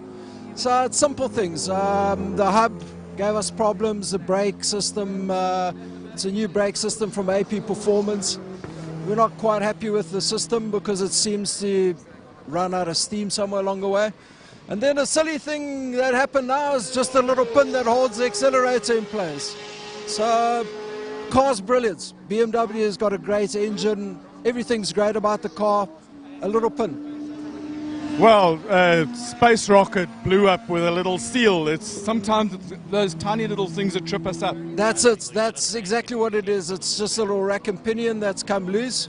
The previous time we had to come in, it's just a management system. That's all it is. You know, we're working. We will get the car right. Have you enjoyed the race so far? I actually prefer this to the short sprint races. After 10 laps, you get into a rhythm. And you have the guys telling you what times you got, how much fuel you have to monitor, when do you refill, what do you refill. It's a lot more thinking. And you're kind of in your own bubble, aren't you? You've got your helmet on, you're in your office, but you've got that umbilical cord back to the pits in case you get lonely. Yeah, look, the comms aren't working too great. Can I interrupt you? Yeah. We've got a yellow at the moment. I don't know why. Thank you very much for talking to us. Rob, we're going to go back to you to talk to us about the yellow. Yeah, thank you, Colin. We're not too sure what's happened out on track and what car was involved, but we do have a yellow flag. You can see that the virtual safety car is out once again. Yeah. So we're going to try and see if we can pick up potentially on... While you're looking for that, I just want to let everybody else know that the little number 23, which was the little Lotus Elf, unfortunately stopped in the pit garage, the pit entrance garage, and drivers walked back into the pits, and I hope it's not terminal. That was Dave Sinclair that was in the car at the time. So all of you that were online giving us all that support for him, and unfortunately not looking too good for them. And Sports and GT commented on the Facebook page saying Henny Trollope's self-built 7 replica using the Haynes book with a turbocharged Toyota beams. This is the second one he has built. So thanks for that information, Sports and GTs. And well done, Charles Arunjis, Bernali Arunjis. Nothing like beautiful woman commenting on your Facebook page. That's Charles' wife, and she normally comes to all the races, but unfortunately the youngster had to go into hospital, have a couple of minor things done. You know all about that. Oh yeah, I know about that. So yeah, and all the best for that. She didn't make it down here, but I'm pretty sure Charles is thinking of her and they're thinking of him. But okay, there's the problem on track. Coming out of the chicane just before hangar, we obviously can't see what that is, but it's a bright yellow car. I hope that's not the. I hope that's not Fritz, the other car that Nick. Yeah, the other Ligier. The other Ligier. Michael Jensen. Yeah. Let me see if I can find out. Yeah, let's go see. Gary's going to go climb and chat to our clerk of the course quickly and see if he can find out what exactly has happened there. But the bright yellow car, that could be the Ligier machine that Michael Jensen has climbed in. So we're going to have to wait and see there. Let me see. That could be potentially car number 216. That's the Stromcam mining machine. So let's wait. Yeah, Gary's still trying to find out there what's happening. So there is, you can see the drivers out on track, just circulating very slowly. That's obviously under the virtual safety car, so yellow flag. They've got to circulate at 60 k's an hour. So this is going to be a little bit of a respite for the drivers and the cars. Save a bit of fuel. There's only 33 minutes remaining. Car number 53, we are being told, is the car that has stopped out on track. I don't see a car number 53. There's a car number 52, Brian Martin, which seems to be tumbling down the timing monitor. It could be 52 that's tumbling down the timing monitor. Yeah, they were in 8th place. They've just lost the position to Theo van Vieren out on track. So we're going to have to wait and see if it is car number 52 that has lost it. But I was just about to say now, Gary, with 32 minutes remaining, this is a little bit of a respite now for the cars and drivers. And those drivers that literally put to the 0.1 of a millimeter of fuel Yeah. that we're going to kind of nurse the car home to save can now, with us, kind of go flat out. It gives him a bit respite. Especially the likes of Charles Arangis, who, let me tell you, on lap 165, which was 6 laps ago, set his fastest lap, excuse me, of the race at a minute 0.5. It's quick for that Lamborghini in the dark. That is ridiculously pitch black out there. That just shows you how well lit up the track is. Yeah. But after 165 laps to set your fastest lap of the race, the concentration levels out there that he's got to do to put that, that's incredible. Yeah. And just to give you some idea where the Ligier is, the Ginetta. Yeah. Where is she? There, there we go. In 9th place, so they've made a position. Yeah, that's the Ginetta. He's out there. And, well, you know, Charles only running the best times of the lap. So the Charles only running, that's 57.2 and that's 60.5. 2.5 seconds. Yeah, 2.5 seconds difference between the cars, and they're exactly the opposite build. The one has got massive root power and massive downforce. Yeah. There comes that car, and that's looks like that. I hope it's not, but I think it is. Let's see a little bit. We still don't know exactly confirmation. You can see the car being towed now back into pits, so we'll see it. Okay, let's go down to Colin. He's got some more info for us. Coming past us over here is a Lamborghini. It's getting another push start. The push start gives it another lap penalty. This push start is not getting better. Now we want to talk to Tony Martin over here. Let's see if they get it going. A huge push down there. You will hear it. Right, there he goes, and he's off. Brian Martin, have you lost your car? I lost my car, yeah. It's in the bush down there. No. I pulled off the track because the engine didn't sound too good. Something went wrong. And why have you got the steering wheel? Greg Parton lost his steering wheel. It cost him 50 grand. And I don't have a spare 50 grand, so I thought I'd take it with. You mean a souvenir hunter may have taken it? Correct. I was thinking of that song. You picked a fine time to leave me, steering wheel. Have you enjoyed yourself? Yeah, we had fun. Hey, we're going well. We're lying 4th. And you know what? These things happen. It's racing, buddy. You and Moses, you both came 4th. Correct. And right, we're going to quickly talk about the yellow peril. Yeah, but you know what? Motor racing's not about ifs, ands or buts, eh? We know that, buddy. Thank you, Brian. Let's go down here. Coming back on the end of a tow rope is never a lucky thing. Now, I'm just watching what's happening up the top there, but it's a BMW. They've been in and out. We have a... Yeah. Okay. Right, racing's back on. The cars have been recovered. We're going to have a quick story over here before we go back up to Robert Portman, who's doing a sterling job, I believe, in the pit lane. Right, so they've turned it off, they've turned it on. We've got Michael Jensen in the car, he's undoing his belts. Is this the end? He's putting his belts back on. Let's have a look. Belts are loose. Around his neck, that piece of carbon, you'll see the seat belt is going over the top of it. That's his head and neck support system, hands device. It's got straps on the back of the helmet in case there's a frontal impact. Right, they've got some issues. These are the kind of things that happen when you hop from one car to another, that you end up with not fitting 100% in the car. So he's got to get his head and neck system or support system sorted out. They don't know what's causing the issue. Lots and lots of welly. So Rob Portman is in the booth. We want to go back to him now, and we're going to pick up on the hunt and the hunter and how that's going. The Ligier hunting down the Lamborghini, hunting down the Ligier. We want to see how close they get. Robert, can you take it away, please? Thank you, Colin. Yes, out front it is getting tasty between Fritz Kleinons in that Ligier machine and the Lamborghini of Charles Arangis. Only 5 laps difference between them with 27 minutes remaining. And I remember Arangis wouldn't have made up any time under that virtual safety car. No. And he was catching 3-4 seconds a lap. So that's hampered their charge ever so slightly. We just looked down at Michael Jensen. They've lost, almost 9 minutes now. 9 minutes on that, yeah. That's pretty much put an end to that. But it's all about circulating, damage limitations, and just finishing this race. He's got to finish it, so he maximizes whatever points he can get out of. So even though it's 1 point, it's still 1 point on the board. So it's going to be interesting to see, and let's hope they finish it. But Brian Ferguson has managed to get the car up into 9th place. Didn't change too much since the green flag, the yellow flag was out. But that Ligier, that Janetta is still circulating fantastically, keeping them going.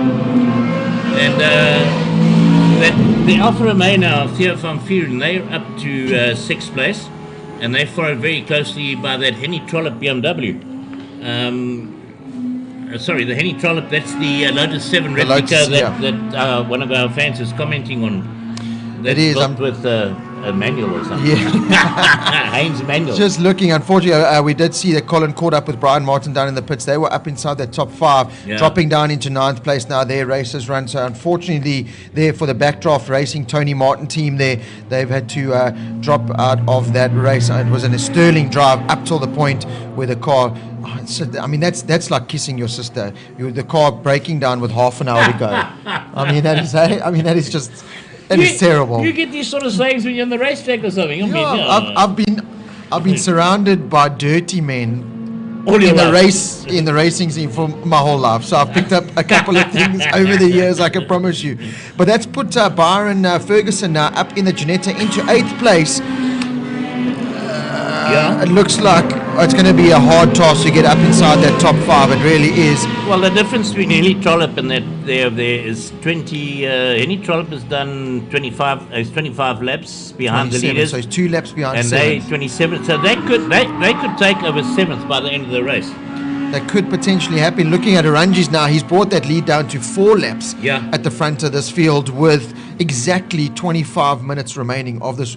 It is going to be tight. It is. That's going to be, it could be a photo finish to the line almost between Fritz Kleinhans, who's driving with 2 broken ribs, let's not forget, and Charles Aranji's in that big Lamborghini Gallardo. And a little bit further down, I'm just trying to pick up on Nathan Hammond, the other Lamborghini with all the penalties and all the things that they've had, still running in 11th place. Yeah. And they're not too far behind. Well, we have to wait for this to sort itself out because it's thrown me out the way they're timing. But let's wait till the car crosses. There we go. There we go. And well, he's got 29 versus 31, so that's 3 laps. He might be able to make it against that Brian Martin. Yeah, get up into the top 10. That'll be a good drive. Michael Jensen has just crossed the line. So car number 216, other Ligier. Actually, Hammond will make it because the Brian Martin car's out. So this is just the laps counting down. Well, and that could potentially be another position for Michael Jensen, although it's 20 or 30 laps behind. That's going to be a tough ask there for Jensen to pick up another position there, but at least he's circulating in that Ligier. Let me tell you, there's been some busy mechanics down in pit lane. I thought Colin was the busiest man down in pit lane, but I think some of the mechanics have been even busier with duct tape and carbon fiber, silicone. No, but I admire the work and the work ethic and the work place that these mechanics have been working at this weekend. It's been unbelievable, and yet one team is working so hard, keeping a car together, keeping it going, and another one's just cruising. But like touch wood, the car out front, car 333, has just proved that. Up till now they've had no nonsense. They've stuck to their tactics. Okay, they've had to throw Nick Adcock in the car. That's just benefited them because at the front end. But well-prepared car, no issues at the moment. Another yellow flag. Yeah, we've just seen another yellow flag come out. So we can see anything. I can't see anything, and so it's definitely not at the final turn. It's not coming onto the front straight. So let's see if we can pick up. This is coming out of turn 1, so there's nothing there. Take a look at the couple of turns for you guys. Yeah, let's go into turn 2. This is the nice chicane, the right left-hander there. No issues there. Coming out of here is where the Ligier had the problem with the last yellow flag. Just heading into...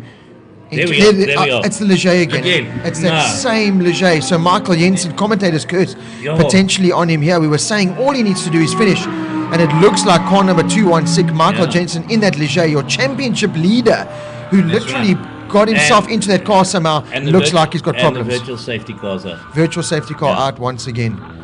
And I know Colin can hear us down there. Maybe Colin can get down to that pit because I know they've got communication with that car. He can maybe find out what's going on. That's it, Gary. Let's go down to Colin in pit lane. Yeah, he has in the blue overall. That's Harry Aranji's. We got a slow car coming down. That thing's been a bit of a disaster. But earlier, there seems to be a code 60. There's an issue with this Lamborghini. You will recall that during a pit stop, they battled to start it. He's got a faulty battery in the car. The car did cut out earlier. He managed to get it going. He's been hunting down the Ligier. We spoke to the guys at the Ligier, and the story coming from them is that they believed that at the end of the race, which is 20-odd minutes' time, there would be one lap in it. Who am I to doubt them? Because there was a calculator involved. I thought it would be 2 laps. They're hoping that the race ends up sooner. They will be watching with absolute eagle eyes. There goes Shake and Bake. He's still running, and he's running very, very quickly. So Arangis in the Lamborghini was running extremely quickly just before his stop. The car's got an intermittent cutout. You can see how worried they are here. There's a lot of issues. They're talking backwards and forwards and doing all their calculations. On the other hand, and here is Craig, the hunted. Let's have a quick word with him. Craig, can you talk quickly? Yes. You the hunted. It appears that you may be safe. The 60s definitely will help us. The Lambo did come past a little bit faster than it should have, so it's caught a little bit of time in that 60. But the 60s are definitely helping us. It's going to be close. It's going to be close, closer than I would like. And by your calculation, you're going to have a 1-lap lead at the end, assuming all things go equal. By my calculation, my bum cheeks are going to be very tight. And the emotions from earlier, I didn't want to go anywhere near you when you almost slammed the garage door down in a kind of defeat with bits and pieces of Honda engine lying all around. But now look at that smile. It's the highs and lows of motor racing. Don't you love it? Love to hate it. But you'll keep coming back. Once Absolutely. you've got it's it. like a drug, isn't it? Yeah. Well, I don't know. I mean, what drugs are like? Oh, you hear all the time. Craig Nooms, absolutely fantastic. Right, guys. We've got 24 minutes left in this race. Craig Nooms, I'm going to quote him. His bum cheeks are flapping. He's nervous as hell. Rob Portman has been watching this high-speed chess match. He's got a lot more information than I have, and there's timing and stuff and all the rest of it. Robert, can you tell us what's really happening? How close is that checkmate story coming? Robert. Thanks, Colin. Yes, it's going to be a close one. What's happening now is the last half an hour we've had 3 virtual safety cars. That is not helping the charge from Charles Arangis in that Lamborghini, because that is just halting his progress to close down on Fritz Kleinans at the front end of this field. Now he's got it down to 4 laps. He's lapping around 5 seconds a lap faster than the lead car, the 333 car at the front. Does look like we still, they crossed the line. They're still under the virtual safety car. You can see 60 k's an hour, slow driving coming across it. Now, with green flag.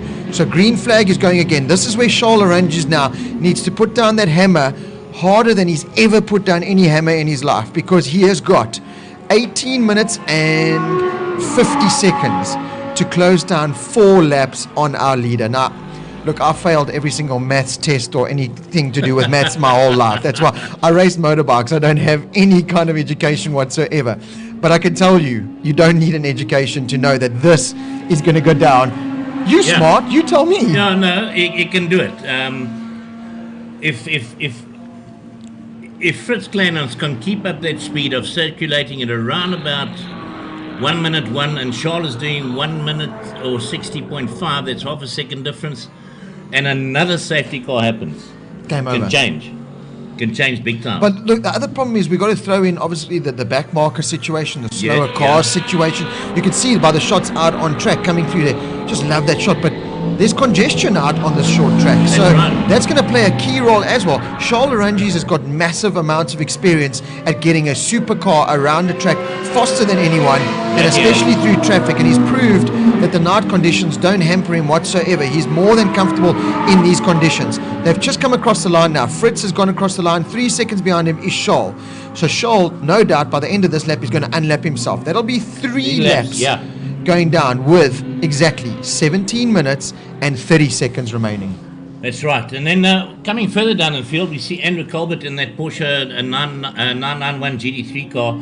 They're up there in third position. They've got a, looks like a 6-lap lead over the Ferrari of Chris Badnick and That's still a good drive there for them, considering their car was on fire at one stage. Yeah. And then we got Andrew Horn in the little Nash BMW. That's a brilliant drive. Now, that's a brilliant drive. And it wouldn't surprise me that those guys have done enough to index of performance points in fifth position. So that's going to be exciting. And I mean, they 3 laps behind a Ferrari. So you take that Ferrari and the cost involved with that car compared to that little Nash. Nash with a 1800cc motorcycle engine. And 13-inch wheels. Yeah, and 13-inch wheels. And done a fantastic job. Okay, so 3 hours, 43 minutes into this race. They've just crossed the line now.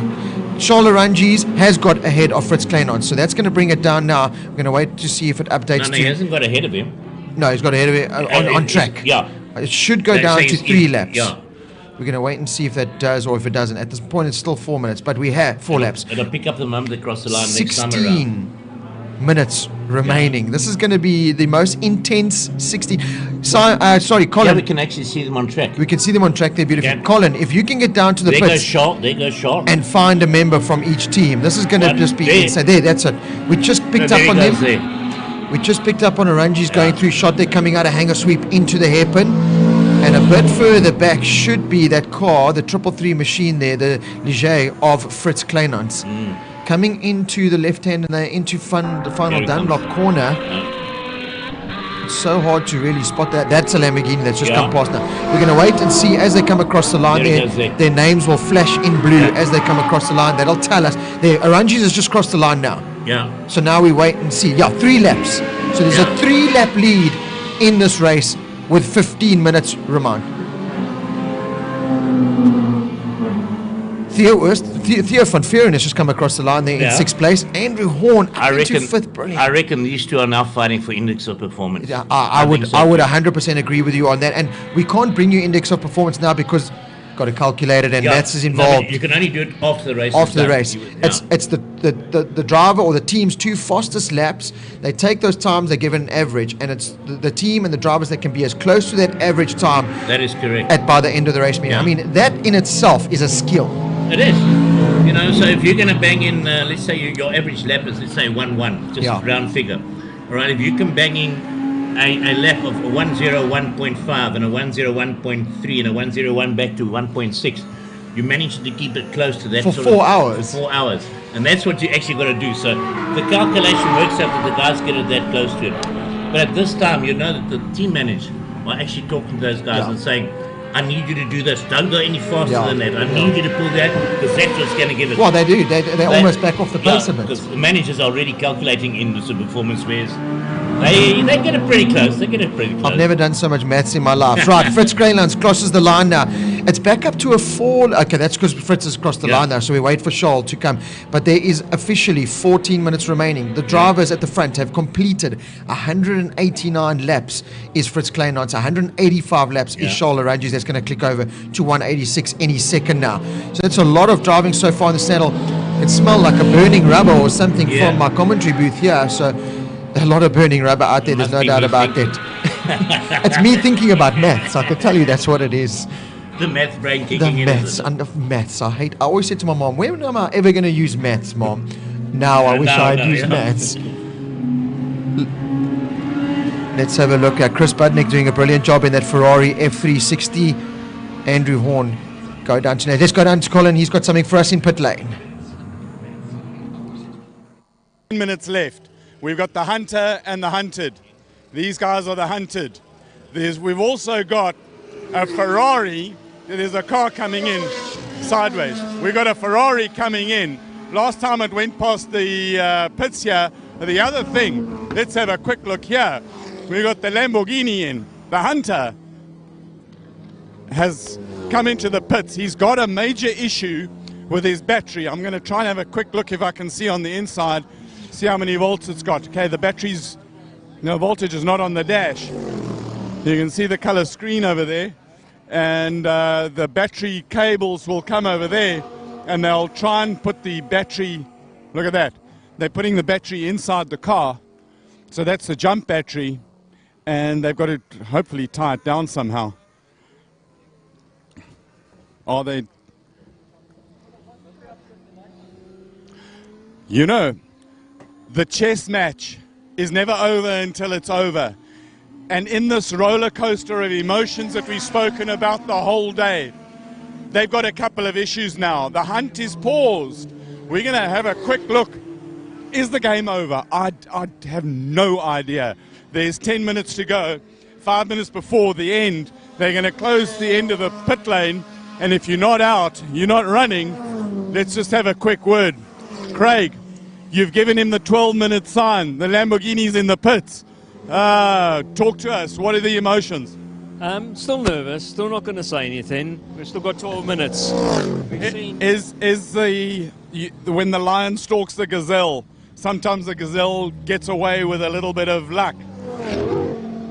We'll see. We'll see, he says. We'll see. Right, the other thing that we're going to have a look at is the Kishore Patamba Ferrari. When he came down the pits here, he was making some horrible smells. I don't want to walk in front of the Lamborghini. Let's see if we can see what the voltage of the battery is. He hasn't got the screen on.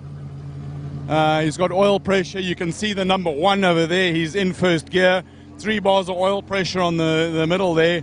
And he's got lap time difference displayed over there. And the 188.2 will be a speed. Right, out he goes. They've done some issues on it here. Now, if you can get down here, you can see the shiny bits. And Ruan, can you see there's all over the back. You've got deritas and debris from racing. This stuff here is oil.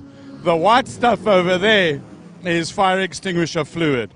And a torch, the handiest torch in the world, is a cell phone light.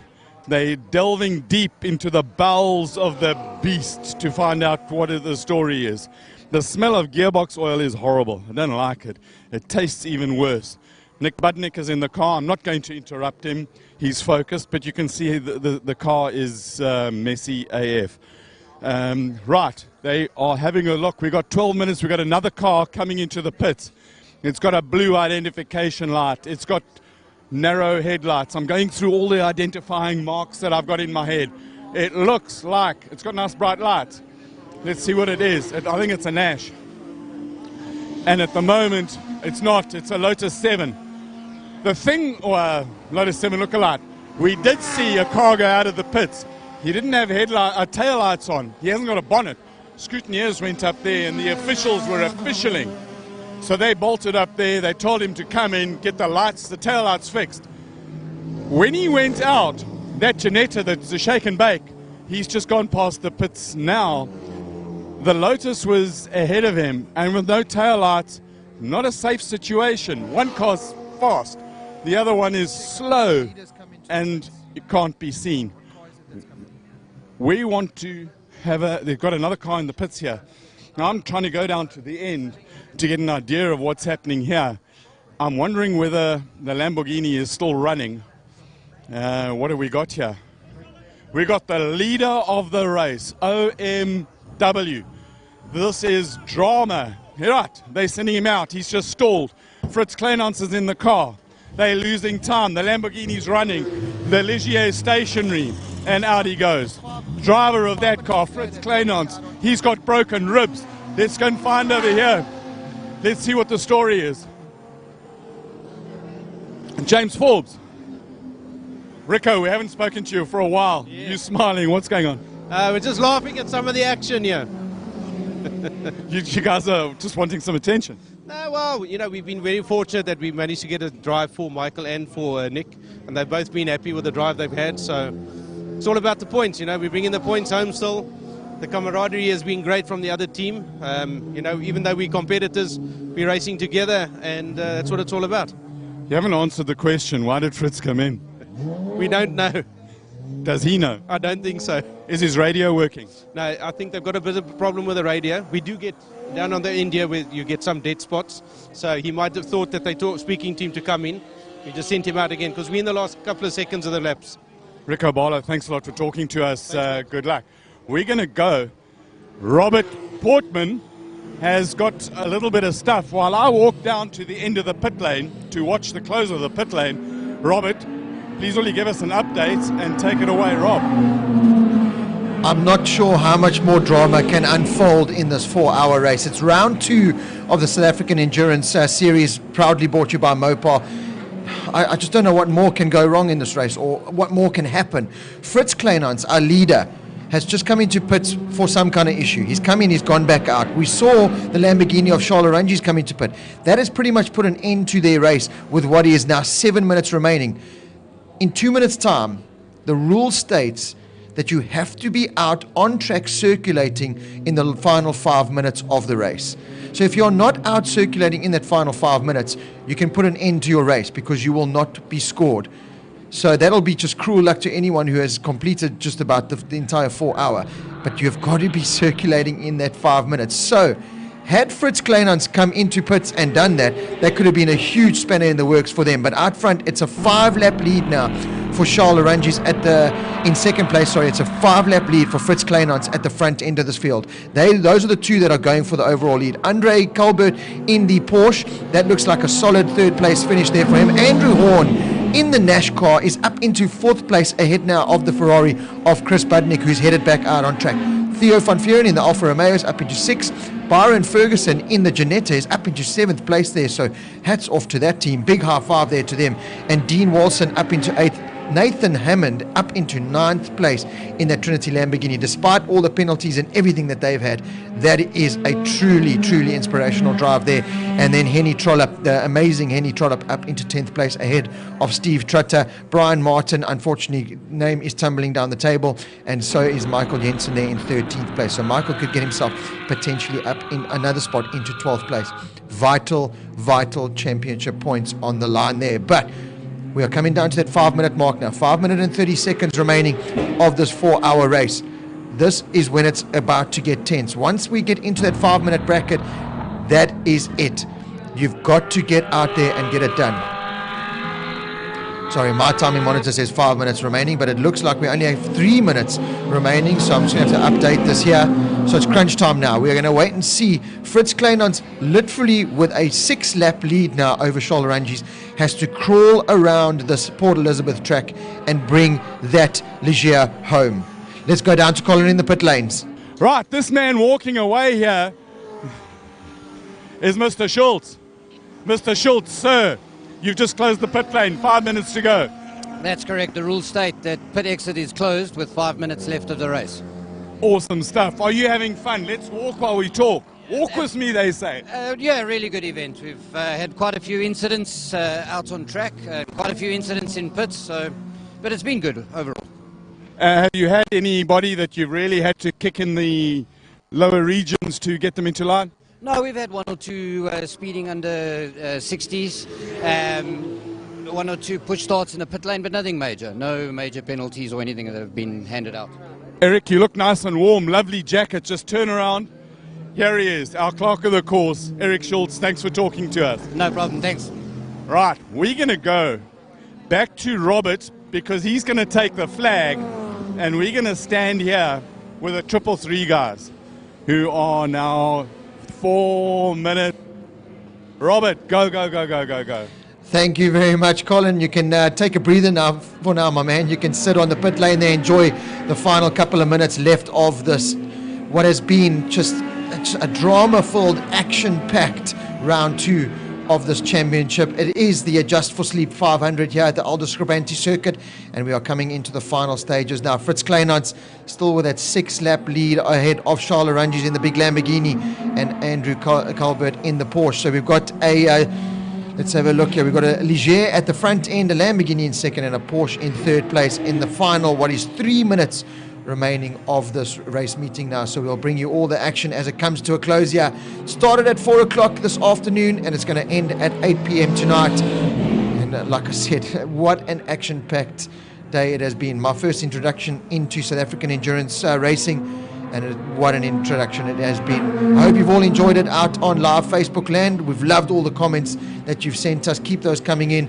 And remember, we still have a couple of rounds of this championship remaining. The next one will be at Swartkops Raceway at the end of June. So make sure you get down to that race meeting and to watch this amazing endurance racing unfold right before your eyes. Proudly brought to you by Mopar. Big thanks to Mopar, our title sponsor, for keeping us nice and warm. Beautiful clothing that they've supplied all the officials here this weekend, and of course for putting their money where their mouth is, I should say, and they're backing an amazing series like this. Really has been a world-class event. And Adjust4Sleep, big thank you to them for coming on as a title sponsor for this race meeting here at Aldo Scribante for the Adjust4Sleep 500. So we've almost clicked the 500 Ks, we can call it. We'll calculate by the end of the race exactly how many Ks they actually did complete. But with 2 minutes now remaining of this race, it's 198 laps from our leader, Fritz Kleinhans, at the front end of this field. And he can pat his good mate on the back there, Nick Adcock, because what a decision it turned out to be to let that man climb in the car, get himself some vital championship points, because he's put that Leger machine of theirs at the front end of this field. And at the moment, a healthy 7 laps ahead of Charles Oranges. Now remember, the pit lane is closed, so if there's any kind of issues out on track now, you're going to park it out on track, and that is really going to hamper your progress. So they've literally just got to circulate around this track now. Theo van Vieren has got up into 5th place there, so brilliant stuff there from the production car, the Alfa Romeo machine. It's going to be one of the key players in the index of performance overall results, as is Andrew Horn there in 4th place. Right, there's the visuals of the victory team at the moment. Car number 333, the Leger machine there out front. That, of course, is the, let's get the proper title of the name. That is Point Blank Racing. Fritz Kleinhans, James Forbes, and, of course, Nick Adcock, the 3 drivers involved there. So, brilliant effort from that team. Haven't worked quite as hard as some of the other teams down in pit lane there with the problems that they've had. But nonetheless, massive pat on the back to all the competitors and all the teams, but certainly to car number 333. Coming into this weekend, I don't think they knew they were going to challenge, but I don't think they could potentially be lifting the trophy and the number 1 plate for the 4-hour race here today. We are coming now. There's literally 25 seconds of this race remaining. We'll see that checkered flag come out any second now, and it's a healthy 7-lap lead, so that nothing could go wrong now for Fritz Kleinhans and his team at the front end of this field. Charles Oranges, it's been a dominant performance in the Lamborghini. Again, another dominant drive from that young man and his dad, Harry Oranges. They've been very consistent. 1 or 2 issues that have cost him the race, there's no doubt about that. Those safety car virtual yellows really did cost him. But checkered flag should be coming out. According to my monitor, we are 4 hours up. There is the team hanging over pit wall, waiting for Fritz Kleinhans with his 2 broken ribs and all to come across the line any second now. We wait and see if he's going to come. Byron Ferguson up into 7th place there, so they've also made some moves in the sole remaining Janetta machine after the early race leaders had problems with their drive shaft. Fitted a whole new drive shaft, dropped down into about 14th place, back up into 7th. There is the team, the leading team. No need to bite your nails, boy. Your driver is going to bring it home and healthily in a 6-lap lead at the moment. Coming across the line there now, that does look like... Yeah, that's Fritz Kleinhans who's just come across the line there now. You can see massive congratulations, massive cheers to the team down there. Pretty sure we're going to go down to Colin and catch up with the leading team. Colin, down to you with the winning team. You guys have done it, from broken to winning. No, that's... well, when I got up this morning, I didn't think it would be this sort of day, actually. Motor racing is a bit of emotional highs and lows. And I'm so grateful to Fritz and co for letting me drive the car. And they've got their first win in the South African Endurance Series. And their first finish here in Port Elizabeth, Aldo Scribante. So these guys are made up. I'm so pleased for them. And another win. And you got your points? Got the points. James Forbes, first win in PE, great finish. Emotions. Ecstatic. What's happening? Absolutely ecstatic. Tell your face, really. We had a tough day yesterday. As you know, we spent most of the time in the pits, and we'd no idea what we were going to be facing today. We certainly didn't think we'd be facing the checkered flag in the first position. So, you know, with a lot of help and a lot of work from the Action Race Boys team, backed up a little bit by the Rico Barlow boys and Benoit, lots of ideas and encouragement from Nick and co. It's been a super team effort. I'm going to interrupt you. Congratulations. You got to get down to the end of pit lane and welcome Fritz, the owner of the car, back. We're going to go to Rob quickly while Ruan and I walk. So, Robert, are you ready? Rob, coming to you in 3, 2, 1. Take it, Rob. A very red-faced Colin there. Thanks, Colin, for all your hard work, and our cameraman down there in pit lane. We did not miss anything there. So, Colin, exceptional job. Well done, my mate. You can take the rest of the night off. And a nice cold beer coming your way. There's no doubt about that. But it is Fritz Kleinhans and his team that have picked up the win. So well done there to Fritz, James Forbes, and of course Nick Adcock. Brilliant drive there from them. Let's look behind them. Charlie Runges did pick up second there. So great drive there from them. Andrew Colbert in the Porsche there in third place. Andrew Horn, the leading Nash machine there in fourth place. And potential overall winners in the index of performance. Let's wait for those results. That's going to be very interesting. Theo van Veeren in the Alfa Romeo up into fifth place. They had one or two issues as well, so brilliant job there from them. And Chris Budnick in the Ferrari. Colin, let's go back down to you in pit lane with the winners. Winner's circle, the joy, the emotions. Look at these guys, the smile. Fritz Kleinhans, he's got broken ribs. Watch his smile when the face comes off. Owner of the car, it's full of oil and gunk and stuff. He's battling to get the helmet off. I can see the smile. Andrew Colbert, son Moodley, third overall in a polka. I want to see this car pink. While Fritz gets his helmet off, the guys want to talk. Let's see if we can get there. You did it. You're a winner. No, you did it. He's getting out of the car. We're going to talk to Andrew Colbert here quickly. We've got to give these guys a chance to get the helmet off. And Charlotte Ranges with an injured beast. Fritz Kleinhans, winner, chicken dinner. Well, I tell you what, this was Nick and James who made this possible. I haven't seen you that happy. I know your ribs are hurting. They're hurting badly, but the joy's got to take some of that pain away. No, it's true. No, this is great. No, this is fabulous. No, this is beyond our wildest dreams. Coming there this weekend, we were hoping to get a podium, maybe a fourth or a fifth. In actual fact, we were just hoping to finish.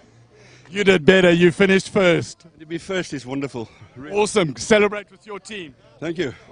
Oh, I tell you what, the emotions are absolutely fantastic. We're going to come around here. Charles busy taking his helmet off.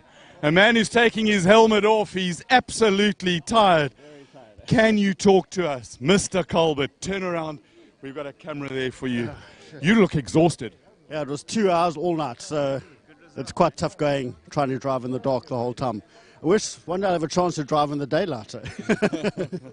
Well done, third overall. It's great to see a Porker on the podium. Yeah, no, rather nice. The car just went on. But they designed for this. Yeah, unfortunately I did bump someone. You can see a little bit. Ferrari of Kishore Patamba. It suddenly just lost all speed and power, and I was right behind him and I tagged him. So I'm very sorry about that. But yeah, I'm not too sure what the issue with his car was. Go and celebrate with the team. We're going to go to Charles Ranges. You got to love that. Absolutely. Charles, come here. You were the hunter. Yes, I was. Last race, you were the hunted. So, Dad, I'm going to talk to your dad first. Because it's age before beauty. Here's a beautiful boy, Harry. Big smile, second overall. Hey, wonderful. What a race. The crew. My boy. Give him a hug. You know what? Even though all the troubles that we had on the last 10 minutes, it was just nail biting. But well done. Thank you. You brought a wounded bull home. Yes, I did. It was ready to kick you off. How wounded was it? No, very wounded. Well, we started having problems at hour 2 with, I felt going through turn 1 that as I would accelerate, the car would just die and all of a sudden go again. And I thought, nah, don't worry. It'll come right. It'll come right. And the next moment, towards the end, the car just died. I had to stop. Did a full reset. Luckily, it started again. And yeah, it looks like a battery is dead. So we put the jumper battery in the car, tightened it, and halfway through the first lap of that, the battery almost came loose. So I was hanging on to a battery. There's a place to go. Whoa, sorry. There's a podium. They're splashing. They're spraying champagne. Guys, we get a chance. Son, Great finish. Porkers were made for this. Porker on the podium, you got to be happy. I'm happy. It's just a great team effort, yeah. We've done very well. The car didn't miss a beat the whole weekend. It's been amazing. And we always believe in these cars. We've been driving them for years, and they never let us down when we take part in something. There's time. We haven't been fast, but we've been reliable. You're fast enough to come third. Well done. Thank you very much. Right, there's going to be a whole lot of celebrations. We spoke to Nick down the end there, guys, but we're going to talk to them again. We've spoken to Mr. Noons. Last words, guys. 333, P1. The party's going to be big. Well, I hope it's not the last time. Nick is worried. He's now worried. Nick, they said you're going to have a team meeting and you're going to share fully some even more information. No, I said we would share information until they beat us. But now you're part of the winning team. Thank you for it so much. There's someone else short here, and this is Michael. Just a pity he couldn't be here as well. We're going to try and have a bit of a chat with them. Guys, we got to go now, and we're going to go back to the box.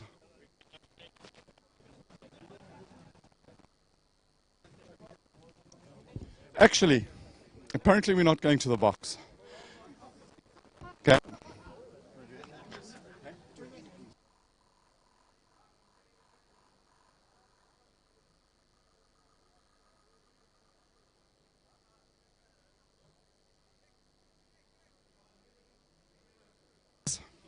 Nick Portman, that was absolutely magnificent. Your first endurance race, the Rob Portman, the Adjust4Sleep 500, round 2 of the Mopar Endurance Series. Exceptional. I really did not expect this. It's the first time I've commentated on an endurance car race, coming from a motorcycle background, and I just thought, sports cars driving around PE, what am I going to say? But someone wrote the perfect and ideal script for today's racing. That was simply sublime, and even right down to the final 5 minutes, there was just drama, and I was sitting on my seat. My ass cheeks are sore, from clenching, because there are many ass cheeks that are sore. Robert, thanks a lot for the time. We got a camera up there. I actually want my man Ruan, come and join me. We're going to be back at Swartkorps at the end of June. Ruan, thank you very much for your hard work. He looked after me. He brought great pictures, I hope. Thank you for watching. Thank you for joining us. To the whole team, thank you, thank you, thank you. Cheers. Party on. Well done, Rick. Thank you so much.